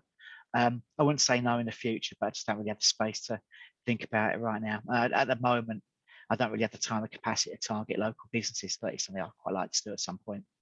For the Charlton Champion, we produce postcards and sell some local pictures. The co-director of Flyover, Neil Clasper, came up with that idea, and that's been a handy income and a nice thing to have. So I've reached the level where I can pay myself, try to commission something from a freelancer once a month as well. As Phyllis mentioned, I also pay football reports to Charlton Athletic matches, which adds a nice bit of variety to the sites. Having a CIC means I can go for grants. Last year I got £4,500 from the European Journalism Centre to commission stories about the community's response to the pandemic across South East London. This year I've got a reporter working on an investigative piece that's been funded by a charity called Trust for London, and that's with the help from the Centre for Investigative Journalism, and that's going to be published in about 3 weeks. It's a really unusual market to work in around here. The Guardian would have you think London's bursting with local news outlets, that everything gets covered. It's just not the case. We've got perfunctory coverage from outlets that have been stretched covering much wider areas. Historically, it's just free sheets anyway. To nick a line from David, we've also got a legacy Newsquest title around here that's extraordinarily poor. I do tend to leave the crime stuff to them, though. We've not even had a local democracy reporter here for nearly a year, so it's all been down to me. In fact, my main competition is actually an anonymous local blogger who lifts most of his stuff from social media and the police crime feed. And there's not a lot of local reporting there. It's, like I said, it is a weird market. I do very strongly think, and this goes back to what we talked about doing less better, that this has to be personally sustainable. There's no point losing your mind, your relationships, your life outside journalism. And sometimes for one man and one woman bands, the personal focus can be a benefit, but it can also be tough. The other week, I had someone proudly email me to tell me that they'd cancelled their 853 membership because they'd found my personal Twitter account and saw me wearing a face mask in my profile picture. Thanks for that. So I'm continually fretting about the next steps. I've hit a bit of a ceiling in time and energy, worrying about the credibility in publishing online these days, and I need to work out where this goes next. I'm also getting quite angry that I'm really just doing a major job for them while they're still hoovering up taxpayers' money. There are things I'd do differently if I was launching in 2021, but I can't change that now. For now, I've got something that works. I can pay myself. Most importantly for me, I can pay other people. So out of that conversation one night in a pub, I'm lucky enough to have a reasonably sustainable little business, albeit a part-time one, and one that can hopefully evolve into something that lasts long into the future. Thank you very much. That's really great, Daryl. Thank you so very much. And I just love all your enthusiasm, actually, for your title and your stories and everything like that.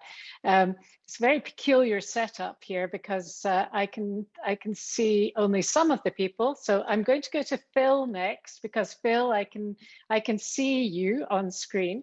So Phil Crichton is the editor of Wokingham Paper. He told us he's got 25 years of journalism experience, and he's got some exciting news to tell us today. And you'll probably be able to see as soon as he starts speaking that today is definitely Wednesday. Over to you, Phil. Hello, everyone. It's lovely to be with you. I've been tuning in to the conference over the past couple of days. It's just been fascinating, really inspiring, but it's also really nice to see people rather than just being names on a Facebook group. Today's my press day today, so I'm actually quite stressed. I may look calm, but as you all know, the duck is calm as it goes across the surface, but paddling furiously underneath. And as has all been alluded to, this month marks my 25th anniversary in journalism. I started off with our student newspaper when I came to university in Reading, and somehow never quite left. I don't know what else I would do if I wasn't doing journalism. I've been involved in local journalism, as I say, since 1996.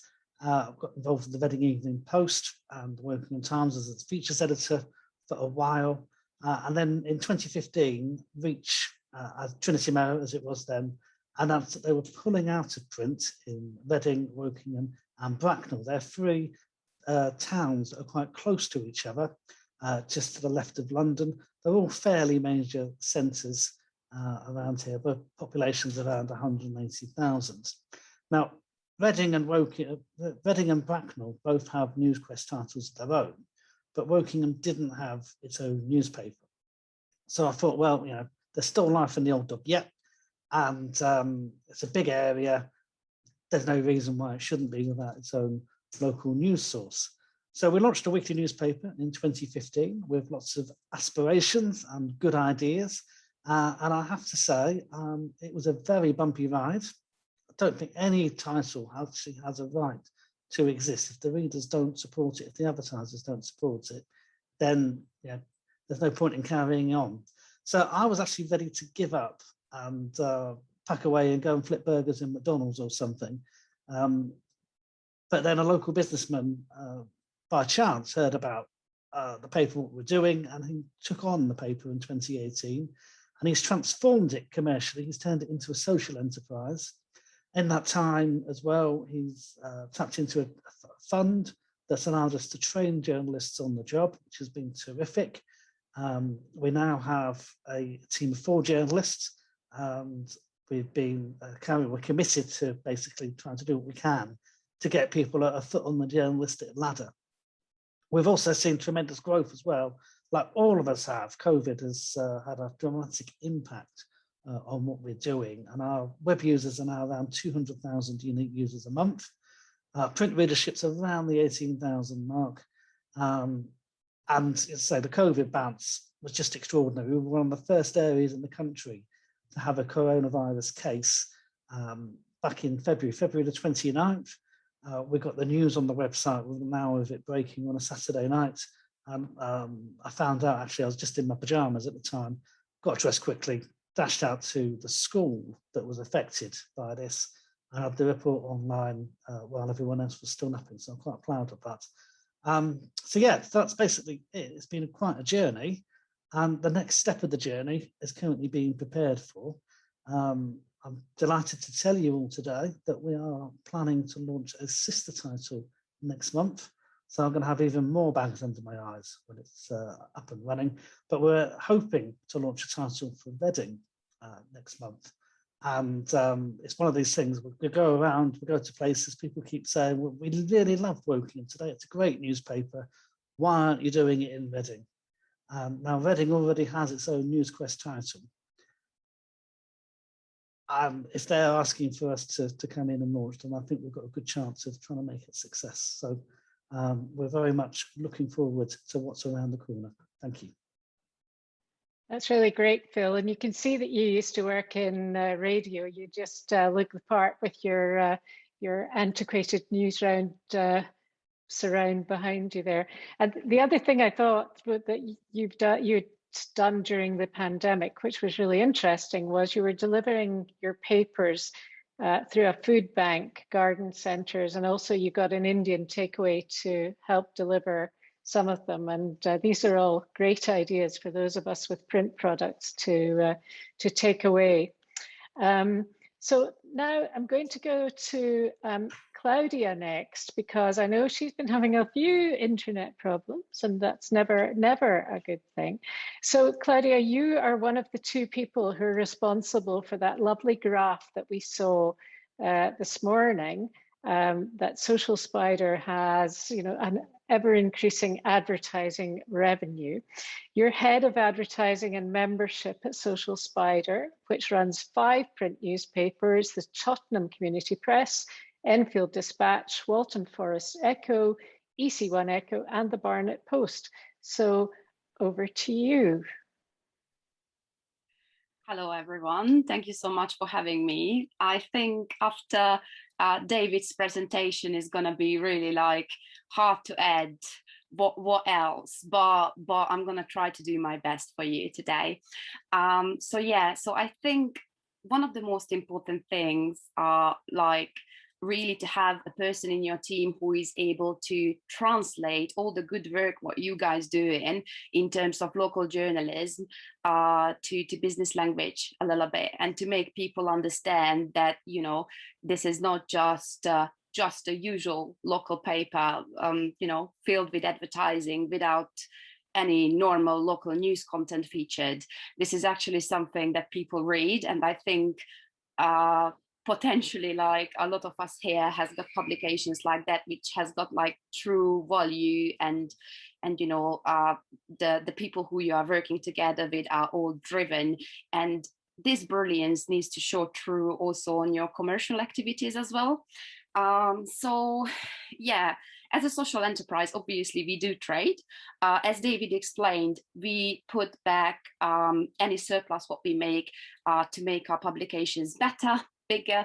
For example, from the 5 publications that we have now, Enfield Dispatch is just about to increase copy numbers from the next issues. At the moment, it's running with 10,000 hard copies. From the next month, it's going to be 15,000 hard copies. Also, we have got another nice news which involves Tottenham Community Press. So Tottenham Community Press is a paper that we run since 2016, so it's 5 years anniversary this year as well, and we made the decision to expand it to a borough-wide publication, so it's going to cover all Haringey, which is again going to come with further copy number increasing. I think what is very important is that you doesn't matter that you work together with volunteers or you have got paid employees, that you are all on the same page together, that you need to take your newspaper or news website as a business a little bit, and make everyone working in your team understand that to be able to carry on it's very important to have the financial background for that as well. So that would be number one, what I would mention. But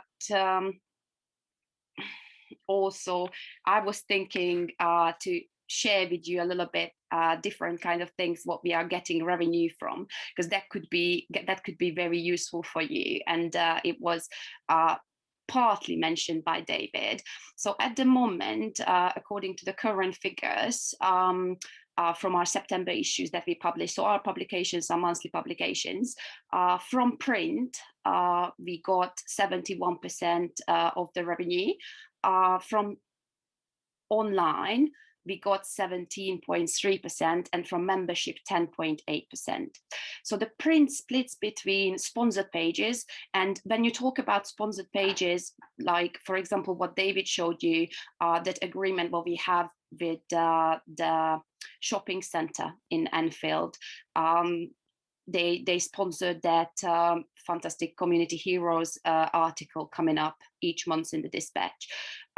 Or, for example, we have got a very nice client made by Tottenham who has got a sponsored page like that as well in another publication. But what they do, they feature local creatives who are working in the area, and they try to promote their work and also encourage local people to do business with them.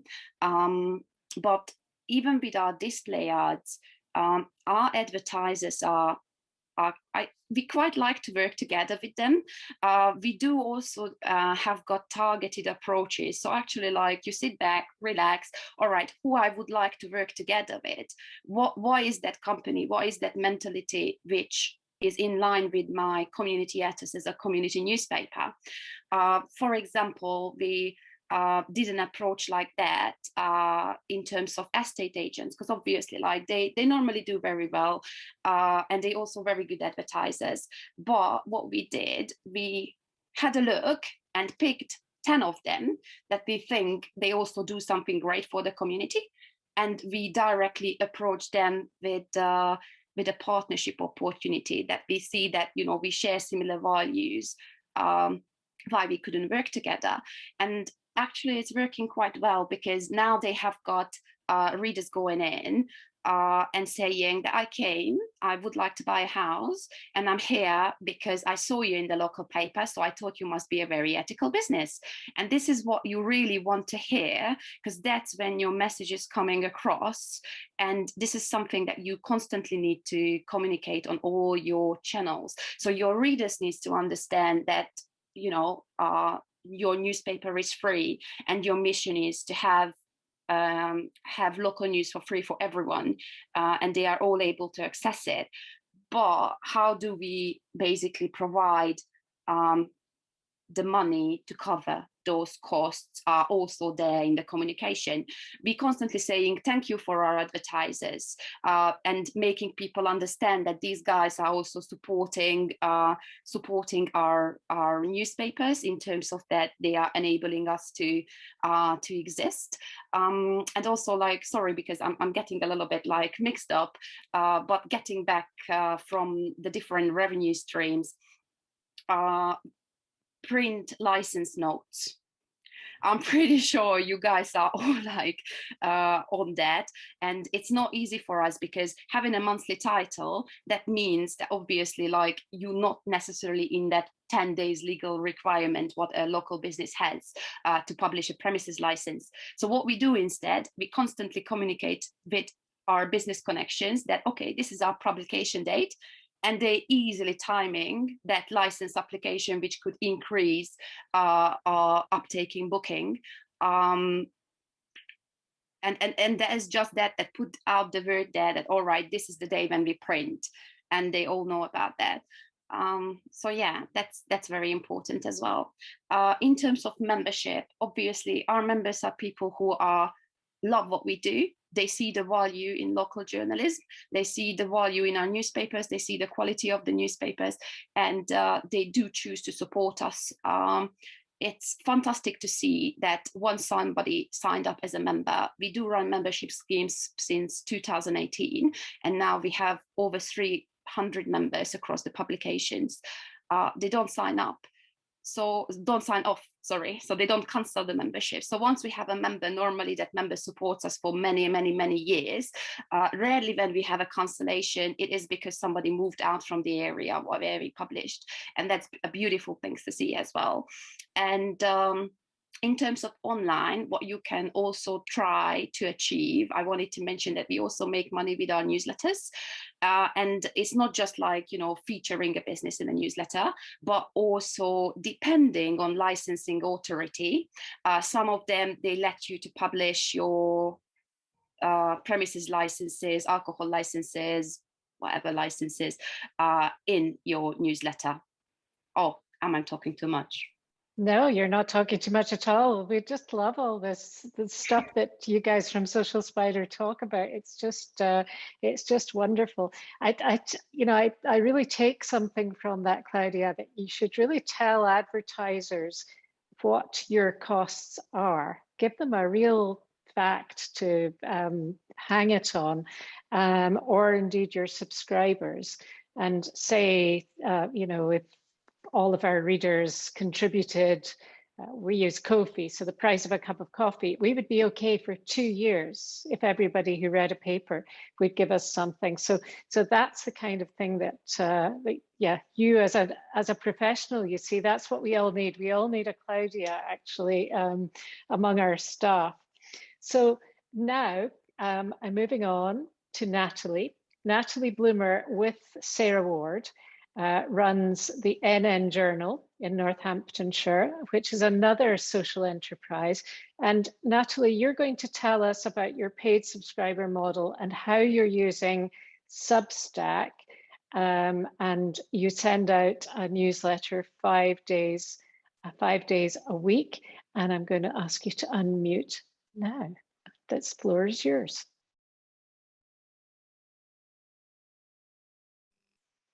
Hello, sorry, Phyllis. Yes, my name's Natalie. Sarah and I launched the NN Journal in January of this year, so we are still very new. We're only sort of 9 months in. We spoke to several different independent news providers before we launched, because we weren't entirely sure of the best model to use, and what we knew what we wanted to do, and we knew the sort of people that we wanted to target, and it was just a case of trying to find a model that worked for us. We spoke to Joshi from the Manchester Mill, who I think spoke earlier today in the conference, and he had fairly recently launched the Mill when we spoke to him, and he told us about that model, and we really liked the idea of having a newsletter that goes out daily to a mailing list, and giving people the option to then subscribe. So we chose that model, but we also took sort of elements from what we sort of gained from speaking to other people. And a big focus for us is our link with the community, and we really try and engage with the local community as much as we can. And so part of what we wanted to do was to run journalism workshops in the community, particularly with younger people. And so that has also been part of how we set up. So we have sort of looked for funding opportunities to allow us to provide those workshops alongside the daily running of the NN Journal.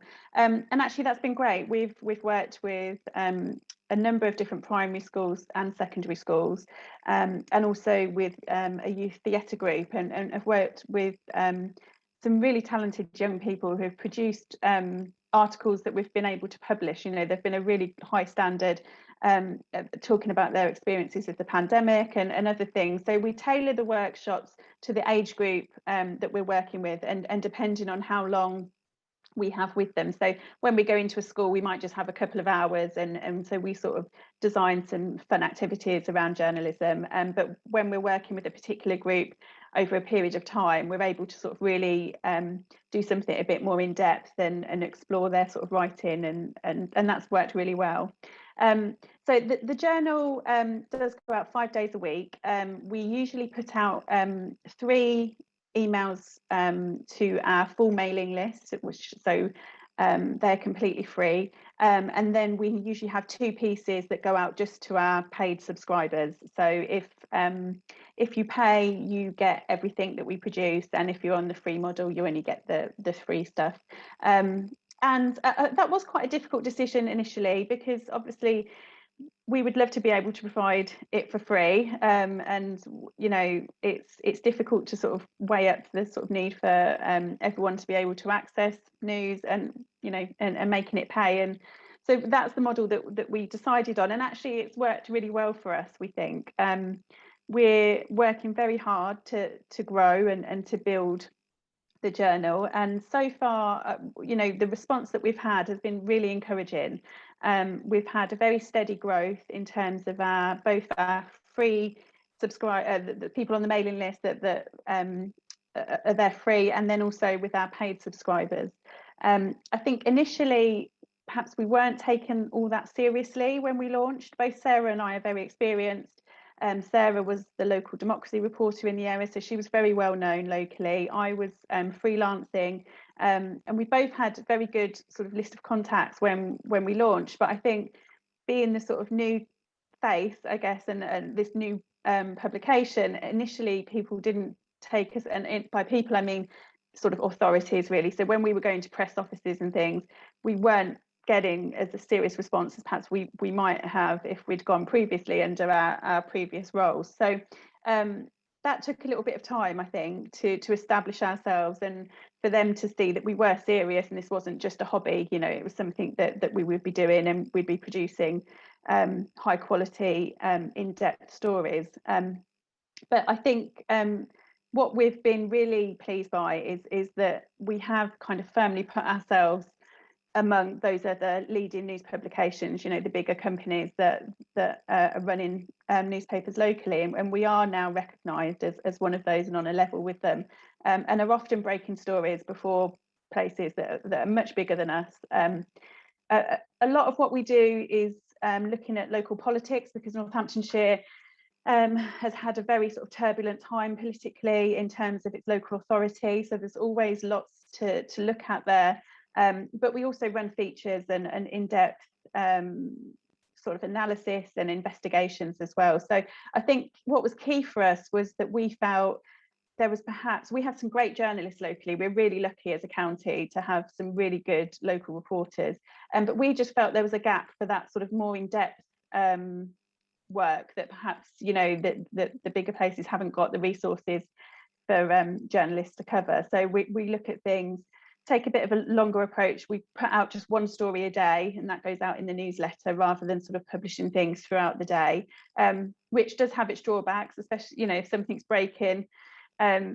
Naturally, as journalists, you want to get straight on it and get it out. So we will sometimes break things on Twitter without putting another newsletter out, because it's getting that balance. You don't really want to be bombarding your readers with newsletters, you know, every time a story breaks. So there are drawbacks to the current model, but I think it's definitely working for us. And Substack, again, it has its drawbacks. It's quite a basic platform. There's not much flexibility in how it looks or what you can do on there. But equally, as Sarah and I first spoke about this in the November, and we launched in the January, so it was very quick. And Substack made that possible because we didn't have to put in any sort of real time or investment in building a website or anything like that. So it's definitely has its positives for new startups. That's fantastic. So I'll go to you first, Natalie. You don't actually have a website. You don't. No. So you just literally sign people up. How do you sign them up then?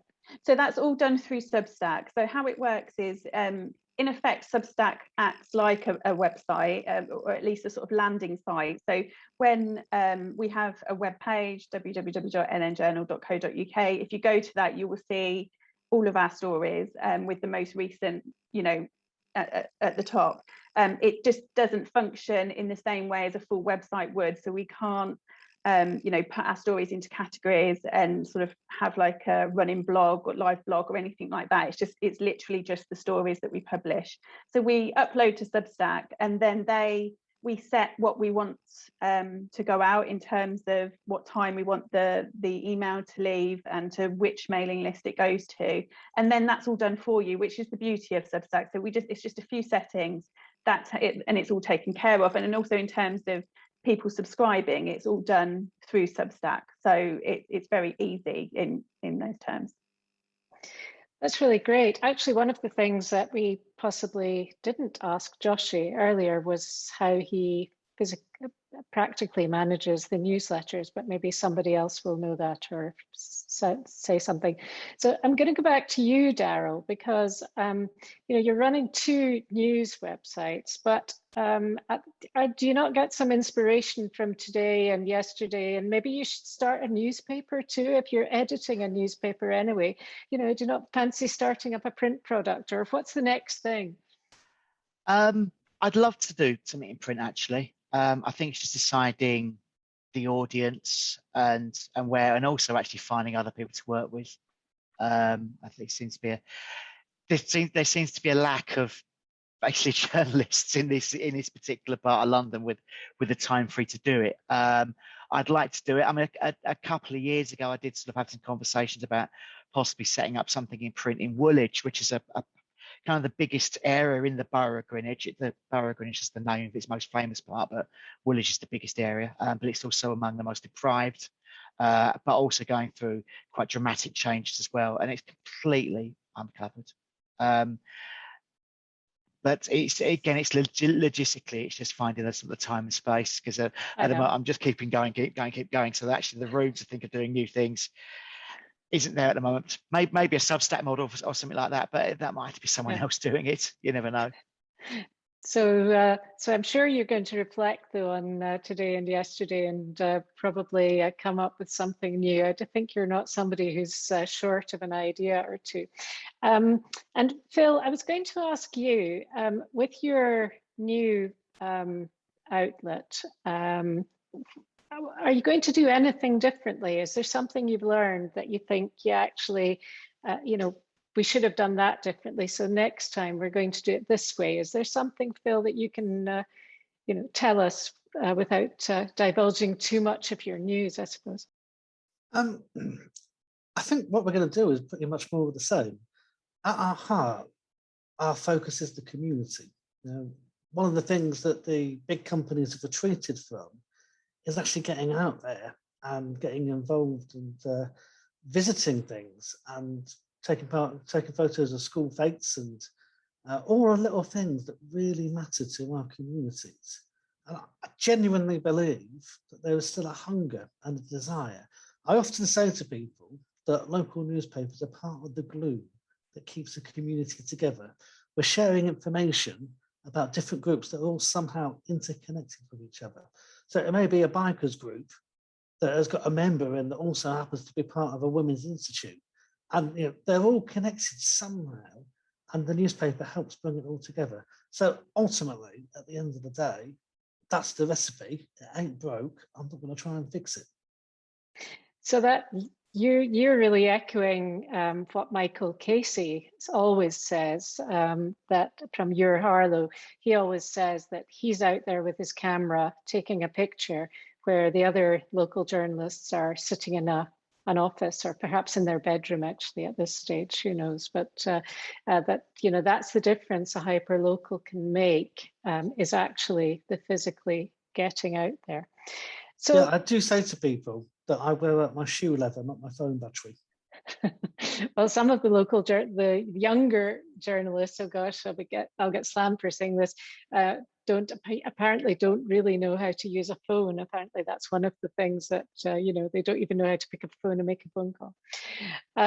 So anybody, I'll open this to any one of you. Perhaps tell us, anything you've heard over yesterday and today, anything that you think, yeah, that's a really good model, and I might just try something of that. Anybody put their hand up and go for it. Any great ideas that you've learned? Claudia, you're the marketing guru. You're the one who has the knowledge behind all this. The rest of us are bumbling idiots, really, in comparison with you. So is there any takeaways from yesterday and today that you would highly recommend to people? Well, I think I'm getting back to a little bit to communication and how your organization is supporting your commercial. I'm so sorry. I'm so big on money. I'm always talking about money, and this is my role within Social Spider. But it's very. I think it would be good to understand that, for example, how your distribution affecting your advertising, because it does. We do venue, door-to-door, and newsstand distribution, and very smartly we target different areas with our door-to-door distribution with each issue coming out, because that is introducing the paper for people who not necessarily come across with it before, business owners who haven't come across with it before. Obviously, the more newsstands you have, the more news outlets you have, like as venues who we always mention on our website. We have a distribution map, so it's very clear for everyone to find the newspaper, where to find them. We also tag them, encouraging them further and other people further to become one of our distribution venues. And that is very important, because we are getting so many inquiries in just because of our distribution that it's crazy. Also, very important to keep your boundaries between editorial and advertising. I'm pretty sure that you guys get a lot of promotional content as well. It's so much easier if the editor is immediately bouncing that back, that this is not going to happen, pass it over to advertising. All right, if you want to have this in this publication, yes, you can, but it's going to be an advertisement and you're going to pay for it. So that's also very important. And in terms of estate agents and all different sorts of advertisers, you need to aim to, you can give out discounts, but give out discounts for longevity. Give out discounts if somebody is saying to you that, yes, I'm in the business for 3 issues, 6 issues, 9 issues, 12 issues, and be consistent about that. That's truly great advice. It really is. Daryl, did you want to add something?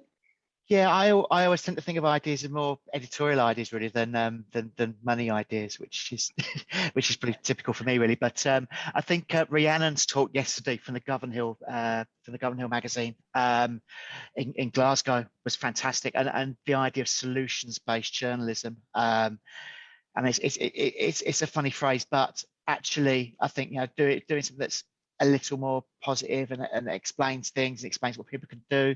I think I would give an example that we had my local council here has been loudly and volubly complaining bitterly to the government about that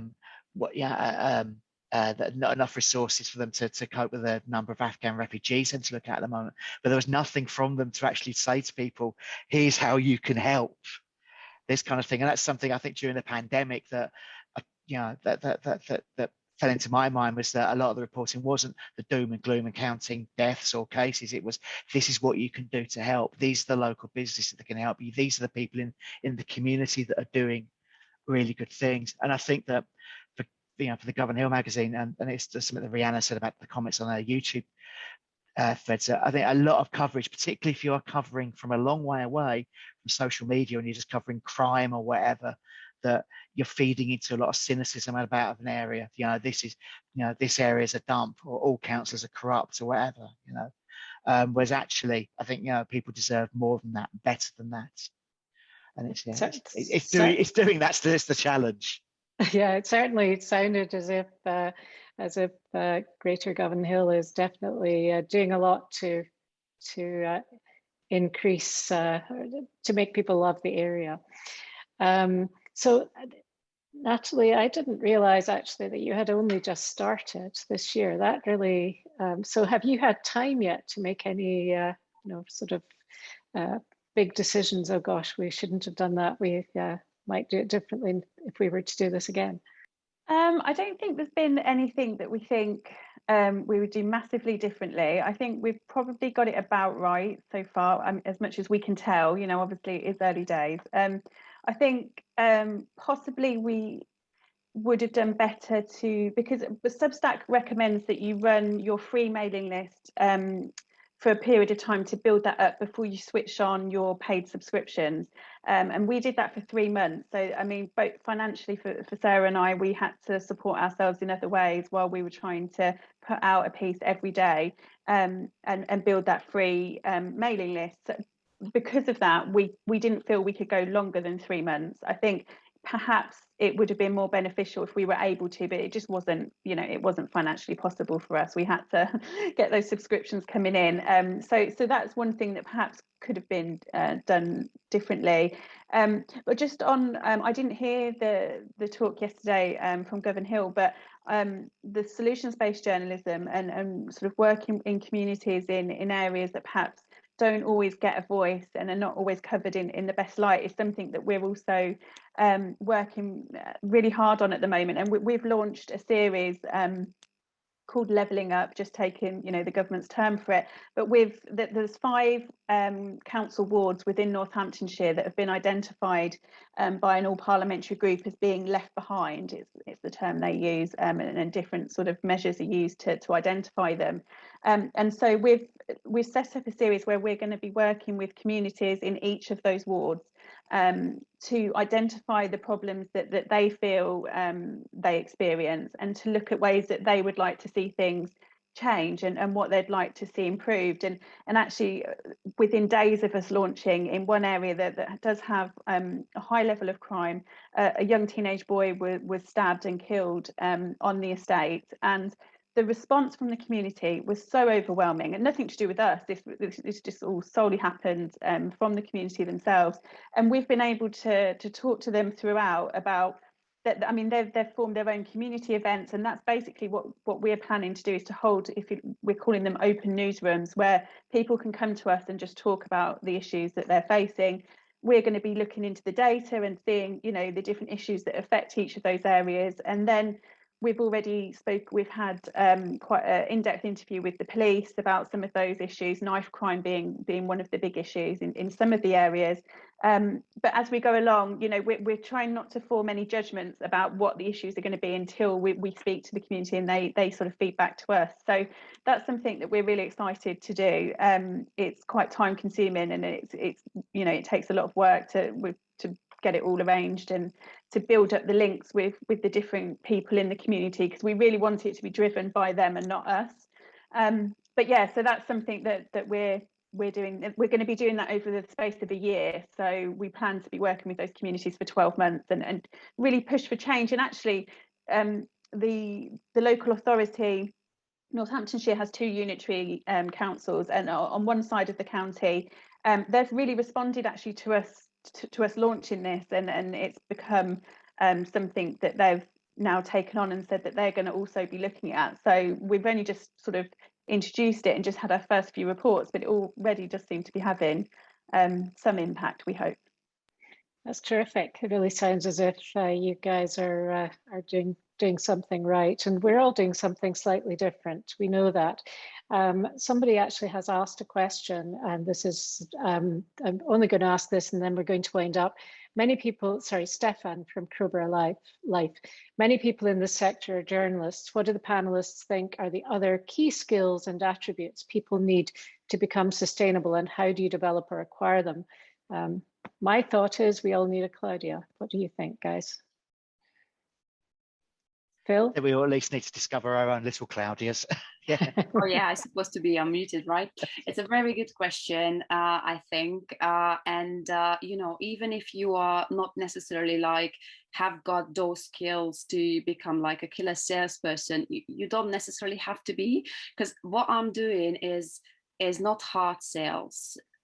It's more like educating people and businesses about what is local journalism and how is that beneficial for local communities. And yeah, but definitely good communication skills, get organized, being consistent. I think these are the key. Yeah, and probably has somebody who has some time.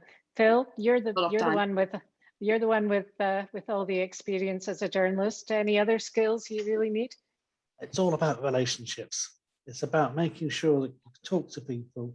You've got them as a contact, and you've got them as a potential advertiser. So, you know, good relationships. I always tell politicians the first time that I meet them that I want a good relationship with them, but I'm not their friend, for the simple reason that there will be times when I will have to write difficult things that they won't like about them. So it's just making it clear that we're trying to be open and honest and transparent with them and treat them fairly. So, so relationships, always relationships. I've got a very final question from Matt, who's asked, what does the panel think the future of community journalism looks like, and how can we work together to make it a bright future? We just have to have more ICNN conferences like this, don't we? What do you think, Daryl? How can we brighten up, work together to make it a bright future? I don't know what the future is. I think if you'd asked me maybe 5, 6, 7, 8 years ago, I might have been more optimistic. I think social media and the advent of Twitter and Facebook and whatever has made a detrimental difference to kind of sort of this very, very local reporting. I think it is the secret does lie in collaboration and working with other people. I think working in little silos, you can only go so far. I think you do need to reach out and share skills and expertise with other people. That's exactly right. So that's why we do need more ICNN conferences. Anybody else, any of the others, Phil, Claudia, Natalie, anything else you'd like to add as to what you think the future of community journalism looks like? One of the reasons why I do what I do is because I believe that every area is unique and different, and they deserve to have publications that suit their personality. I get really frustrated when I see some of the big boys. They've got templated editions and it's one size fits all, regardless of where you are in the country. We're here to serve unique locations. They need unique solutions, and we are the unique providers of them. So we celebrate our diversity. And before I came onto this panel, I've had a look at all the publications that you're involved in. I really love what you're all doing. Obviously, they're very different to what we're doing, but that's entirely right and proper for the audiences that we're reaching out to. So we need to celebrate and champion our differences, and also celebrate the common ground that we can help each other out with. Yeah, I would just add as well, it's very easy to be sort of a bit downhearted about media and journalism and the future of it. I know we've probably all been guilty of that. I know Sarah and I have had many conversations in the past, and which was part of the reason we launched the journal. I would say the one thing that has really been encouraging, it's not easy, and we're not at a place where we can pay ourselves both a full-time wage yet, but we're definitely on the right track to being able to do so. And we've had such a good response from our readers, who are really enthusiastic about getting real news that matters to them. And we get such lovely emails and comments from people just to say, oh, this is so needed, we really appreciate this. And so I think there is still an appetite for good local journalism, and it's just finding a way and a model, which is is the big question. It's finding that model that works. But there's definitely, I think the appetite from readers is definitely still there. Yep. I think everybody always wants to see their team's picture in the local paper or whatever. Claudia, you have 30 seconds. Claudia, do you have 30 seconds worth of what do you think the future looks like? No, I think Claudia's. I'm back. Yes, you're back. Right. You're back. Okay. Okay, you have 30 seconds. What does the future of community journalism look like? Is it social enterprise or profit, not for profit? What is it? That's a very hard question, but I think we are on a good way with the social enterprise model. I just do feel like it's making a bit more down-to-earth approach, the newspapers are approachable by people, by actual readers. They're getting in, our editors getting in lots of local contributions, voluntary contributions. They are helping people to write articles themselves, or even if they don't have writing experience. And I think this down-to-earth relationship is going to help moving forward, as well as you can see it on other markets as well, that people are, especially during the pandemic, they turn into more local. All right, let's support our local businesses, let's support our local newspaper, let's do something good in our community. And I think local titles fits quite well with that. Yeah, I think you're right. I think you're right. without- And I think also the pandemic has perhaps shown all of us, what really matters. And it's definitely the local business or whatever. Now, I'm really hoping that Matt is still somewhere out there in the ether and that he's going to come back and take over. Otherwise, we're going to have to find another 2 hours of stuff to talk about. But thank you very much to all of you as panelists. And I'm sure that we're all going to take away something different from this conference. But I truly do think that more skill swapping or more chat among us all would be a really good thing. So Matt, are you there, or do I have to do something? Oh, thank goodness for that. Thank goodness. Thank you very much, everybody. I can take over from you now, Phyllis. Thank you so much, Phyllis. That was great, and thank you to the panel for being so open and for discussing everything with us today. Thank you, Phyllis. Before what we've decided, we've gone over, which is great because this discussion, needed to go over, and we wanted to hear from everybody. There was a break scheduled before 2:15 till 2:30, and then we were going to go straight into a discussion about collective advertising, and then we were going to open it up to a more open discussion about the kind of the way forward. And what we were going to do that was move into a different, move into a Google room like we did yesterday.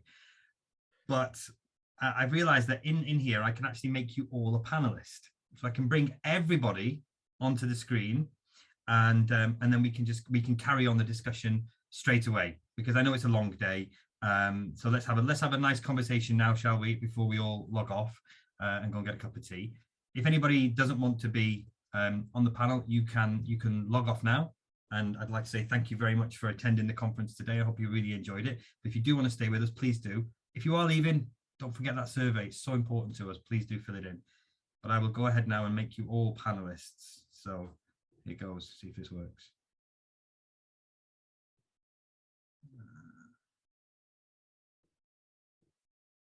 Bear with me. Bear with. Is it happening for people?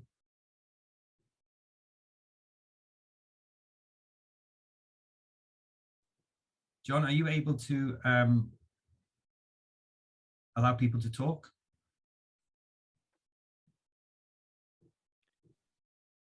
Good question. If you go into the attendees, you should be able to change people's I'm in now. Hey, John, you can talk. Right. Yes. Amazing. Okay, it's working. It's working. Taking a bit of time.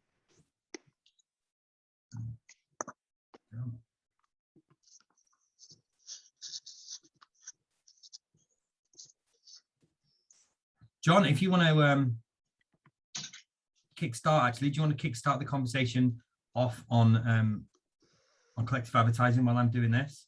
Is that okay? Yeah, cool, no problems.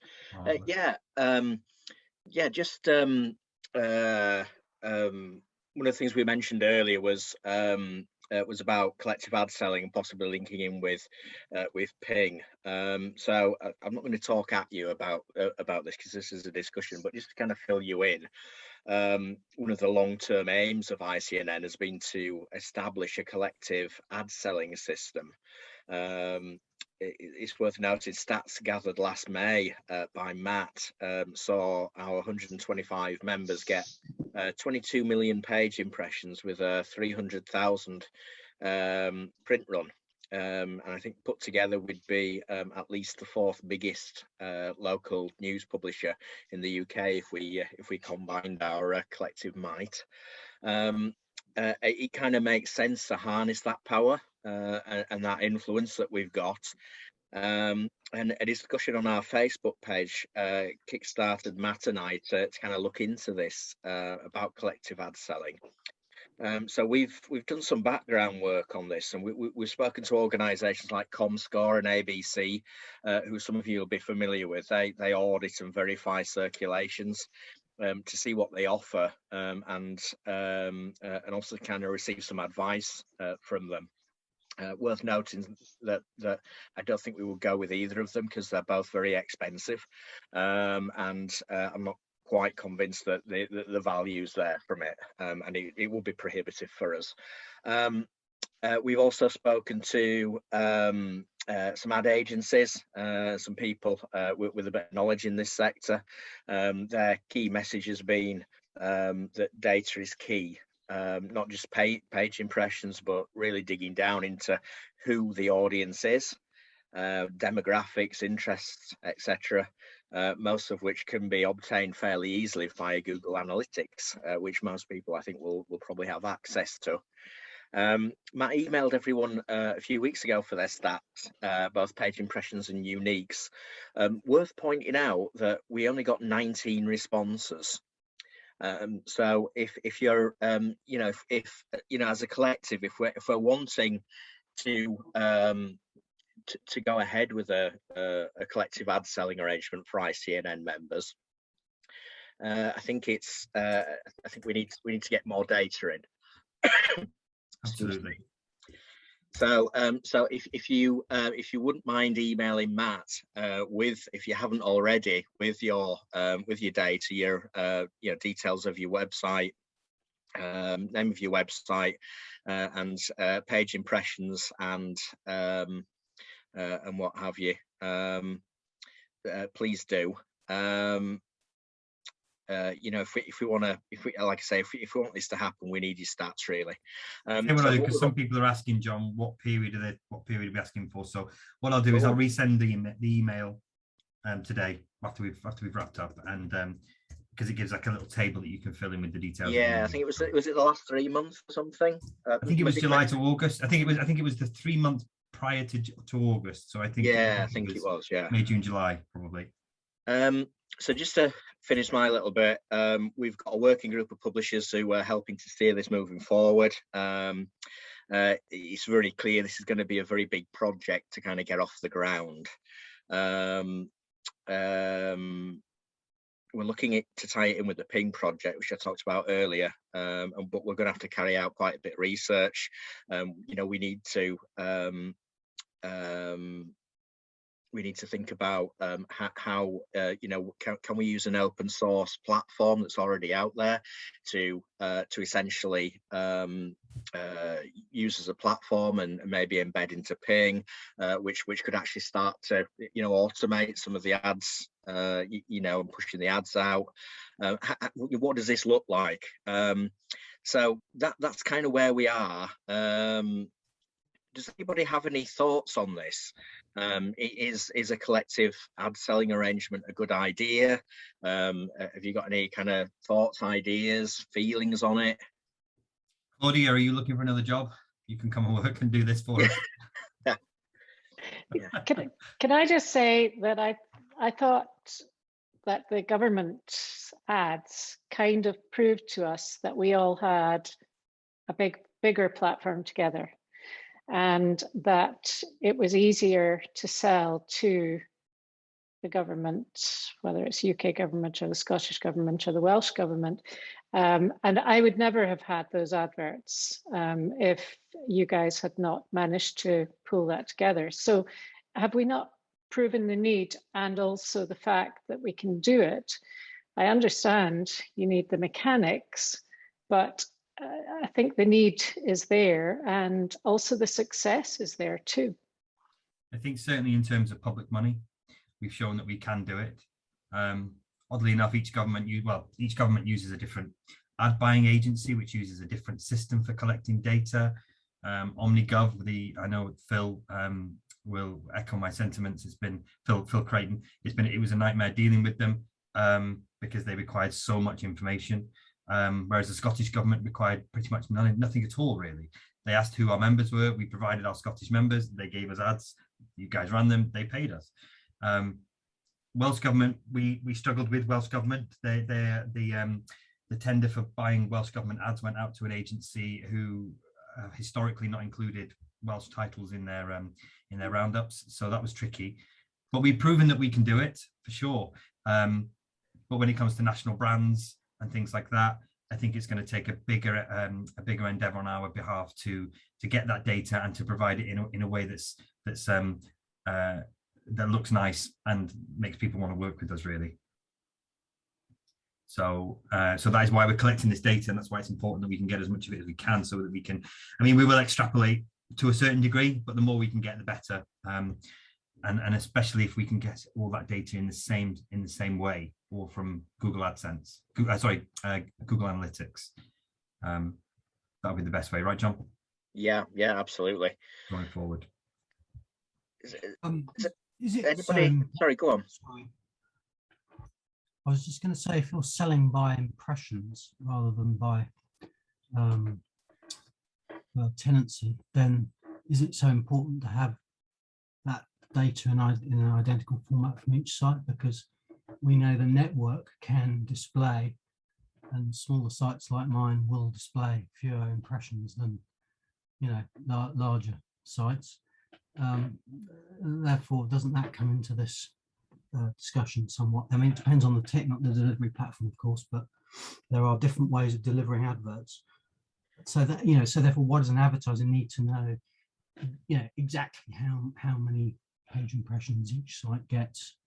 They just buy in bulk impressions. It's not just page impressions that we would ultimately need. I think it's the demographics. That's the key kind of feedback we've had from people within the industry, is that yeah, I mean, you know, we could say, you know, 22 million, which is great, but obviously we would need to kind of prove that and kind of back that up when we go to an advertiser, but equally we would need to you know, kind of show that you know, exactly who people are hitting. So you know, or it could be that an advertiser doesn't want to do it UK wide. It could be that they actually just want to go into Yorkshire or Scotland or wherever. So I think we need to, as much data as we can get in terms of page impressions, audience, etc., the more we can then kind of answer the questions that you know, that advertisers will inevitably have. We'll also have to verify that the data is correct. You know, we have to kind of prove ourselves somehow to advertisers and to agencies and to governments and to whoever else it might be that is providing the you know, the copy, the adverts. I get the demographics bit. Yeah. We've got a unique network that delivers what we deliver, you know, but yeah, I do get that bit. So yeah, so we're going to go down that road and gather that data as a first point of contact, first point on the agenda for collective ad selling. And then once we have that information, we will take that information back because we are now going to meet regularly with a collective ad steering group, which is made up of members, and we will pump that information into the group and see what comes out the other end and see what the next steps are. We've been pretty busy over the past few weeks building the conference and getting ping up to a certain point. So it is worth bearing in mind that it's not going to be an overnight fix, although as much as we want it to be, it's going to take some time. And we are short on staff. I mean, there's John and I. Emma is away from work at the moment, so we're doing what we can to bring the collective ad selling dream to fruition. So. I think any work you do in, you know, it does come down to money for an awful lot of people at the end of the day. And I think anything you can do in this particular sphere is going to just help everybody. So I think, you know, more power to your elbow, guys. Thank you for this. Does anybody else have anything to say specifically on collective ad selling before we just kind of open it up to just an open-ended discussion about what anybody wants to talk about? This is your chance to network or to just ask questions from people that are still here, and just to kind of put anything out there. I'd like to throw something in. First, I ought to introduce myself. I'm not a member of Icnn. In fact, I'm an American, and I'm a former journalism professor just interested in this stuff. And I now do some part-time work for Solutions Journalism Network. So I've really enjoyed hearing different people talk about solutions journalism. But just, you know, one thing I put this in the chat, but just also, you know, something else to be thinking about, I think, is the variety of platforms that are offered. You know, all the discussion that I heard over the past 10 minutes or so has been about online, but, you know, you've got a mix of different, you know, print, newsletters, online, print on different cycles. There's monthlies, there's weeklies, there's fortnightlies. So again, just, you know, some sort of package of things that accounts for all that different stuff is just something to think about if you're going to come up with like a group rate card, so to speak. Yeah, thanks, Jack. Yeah, that. There are so many different models, and so also not just models, but different ways of collecting the data as well. So we've talked a lot about how we kind of collectivize the information and collectivize the solution as well. So thanks for that input. Anybody else? Okay, well, I mean, you can talk about anything. We don't have an opportunity to network this year. Sorry, I was on mute when I was going to speak. Are we just talking about display advertisements, not about running advertorial type content? At this stage, we're talking about everything really. We're just talking about in the very, very initial stages of what it would take to build a sort of like, or to integrate a collective platform where we can act as almost like the agent, you know, or we can build it into the Ping platform, and the Ping app platform could automate the agency feature to go out there, get the ads and serve them to you in some way. So whatever it takes really, however it works. Yeah. I think like one of the biggest challenges that you guys are going to face with is the lot of different sizes and formats and timelines that either a print publication or an online publication is running, to kind of standardize that. Because when you are like speaking with a bigger company or either with the government, and they say that, all right, I'm very happy to run, I don't know, a full page across 10 publications for the next year, then they don't want to send you 10 different artwork. They would like, you know, to have one which fits for all, which makes sense. Yeah, absolutely. Yeah, we ran into a few issues with regards to that when we were running the government ads for Scotland. The agency that we were dealing with, Republic of Media, who were really great, and they were really helpful.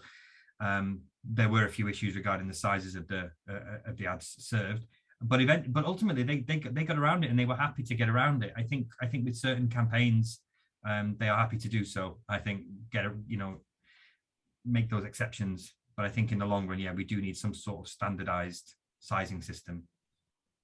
I think they found it easier to almost resize the print stuff rather than, you know, online is online and you have to have certain sizes. But the print stuff, any good designer can make a piece of artwork fit, generally speaking. So I think they found that quite easy, because we got a lovely center spread, which was just great in our paper. It looked fab and gave us a bit of kudos as well that we actually had government advertising. So I think, yes, I hear what you're saying. There's this stuff about sizes and deadlines and all sorts, but you know, if we got 9 out of 10 of something rather than 0 out of 0 of nothing, that would be great. I remember you emailed Phyllis actually during the pandemic, because you were talking about other agencies, that other Scottish organisations, that, you know, public organisations that could potentially advertise, and they were all tied up with other agencies, you know. That's right. Stuff like the National Galleries of Scotland, all these people that we are invited regularly to all their press calls. We carry all their stories, and then you go to them and say, okay, we need some money out of you, and they go, oh yeah, go speak to the agency. I've phoned the agency several times. A woman has definitely answered who was the person I wanted to speak to, and eventually I just said to her, I know you're the person I want to speak to, stop telling me you're not in. And put the phone down. What excuse were they? What reasoning were they giving you for not? They're just saying that they're an agency, and of course they're tied to an agency, which therefore books, I think, their whole advertising campaign for the whole year. It's the same with our new £1 billion shopping development that we've got here.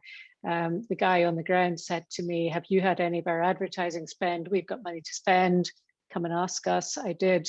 And then got told, it's actually all placed through an agency. So I then got in touch, or somebody got in touch with me who was effectively somebody who knew how to work agencies. And his take was, it's very difficult to place monthly advertising. Oh yeah. we know about this. And he kind of vanished into the ether. So, so yeah, I think a more concerted approach would benefit everyone, however that money is then divvied up or whatever. Absolutely. Phil, thanks for raising your hand. Go ahead. Yeah, I think this is a problem that all of us face. I've had this exactly the same type of conversations where you get passed from pillar to post, and it's just trying to find a way to break through that and break through all the, just like Social Spider, that they've got a story to tell, and we need to make sure that our story, which is that we're reaching great audiences, is told, and we need to make things as easy as possible for the agencies so that we are actually on their radar and we get their campaigns. It's not going to be easy, you know, as I say, this is going to take a long time to get up and running. We're going to have to make sacrifices on our part to standardise certain aspects of it. But if we can all come together to do that, then I genuinely think we've got a good chance of success. Thanks, Stephen. I wanted to thanks, Phil. I wanted to ask you actually if the new Reading paper is going to be a weekly. Please don't tell anyone, but yes. It is. I have put it on Twitter. Shouldn't I have done that? We're not officially telling people until we've got things sorted out with Smith's News yet. But I think more people know and don't know at the minute. So I'm not going to say anything to anyone right now. Okay. And I won't retweet your tweet, but it'll be fine. Okay. Well, when you're ready to go, I'll speak to Omnigov for you. Yeah, brilliant. we can get the other paper you guys run. Okay. Agencies have always been difficult to crack. That's from Carol Arnold. Whoever you are, I think that's true, and I think because a lot of them they operate so differently from each other. You kind of crack one, and then you think, oh, I've sorted this now. And I felt exactly that way with dealing with the public health advertising, and then it kind of fell flat, and we just kept having to battle and fight. I think if anybody doesn't have anything else to ask, or if does anybody else have any other questions you want to put to the rest of the panel here today? I think if not, we might call it a day then. I think. Claudia, are you raising your hand? No. We don't want to do that in an auction. You might buy a cow or something. Be careful. Lucky I don't go there. Well, listen, we've been, you know, we've really loved having you all here today. We really enjoyed delivering this conference. It's been a long time coming. I started planning this in December 2019 for April. Had to shut it down pretty fast. And then we've started doing it, you know, quite recently with John. And I don't think I could have done it without John's help. John's been fantastic and a great host for this conference. And it's been great having you all here and hearing from you and listening to your stories. I think the future of community journalism is really exciting. I'm really excited to be working in this space and seeing how it's grown. It has grown so much over the past 4 or 5 years since I've been working in this sector. And it's really exciting to see all of you and to see all of you growing and doing so well, especially after the last 18 months. So we wish you all well and thank you for coming. And we will definitely be looking into running a series of masterclasses. John's great idea from yesterday was after we saw everybody's talks, we thought, well, we've got to keep doing this. We've got to do more of this. So I'll hand over to John to wrap up and say thanks. I think you've already done it, really. Yes, just thank you to everybody. I mean, it's certainly from my point of view, I've got loads of different ideas which I can take back and apply to my own publication, Wesley's Dispatch. So, you know, lots of really good ideas. Coming to usually it's great to kind of meet up in person. I wasn't sure how this would go online, but I think it's just been really good to kind of, I always come away feeling reinvigorated. Thanks to everybody's enthusiasm and ideas. And this has been no exception. So thank you everybody for taking part, and thanks for all the speakers. And hopefully we'll see you all again soon. Yeah, please make sure to fill in the survey. I know I banged on about it all day and all yesterday, but please just do it. And yeah, we will see you all again soon. The recording will be made available in the next few days. Thanks, guys. Hey, take care. Bye-bye. Thanks, everybody.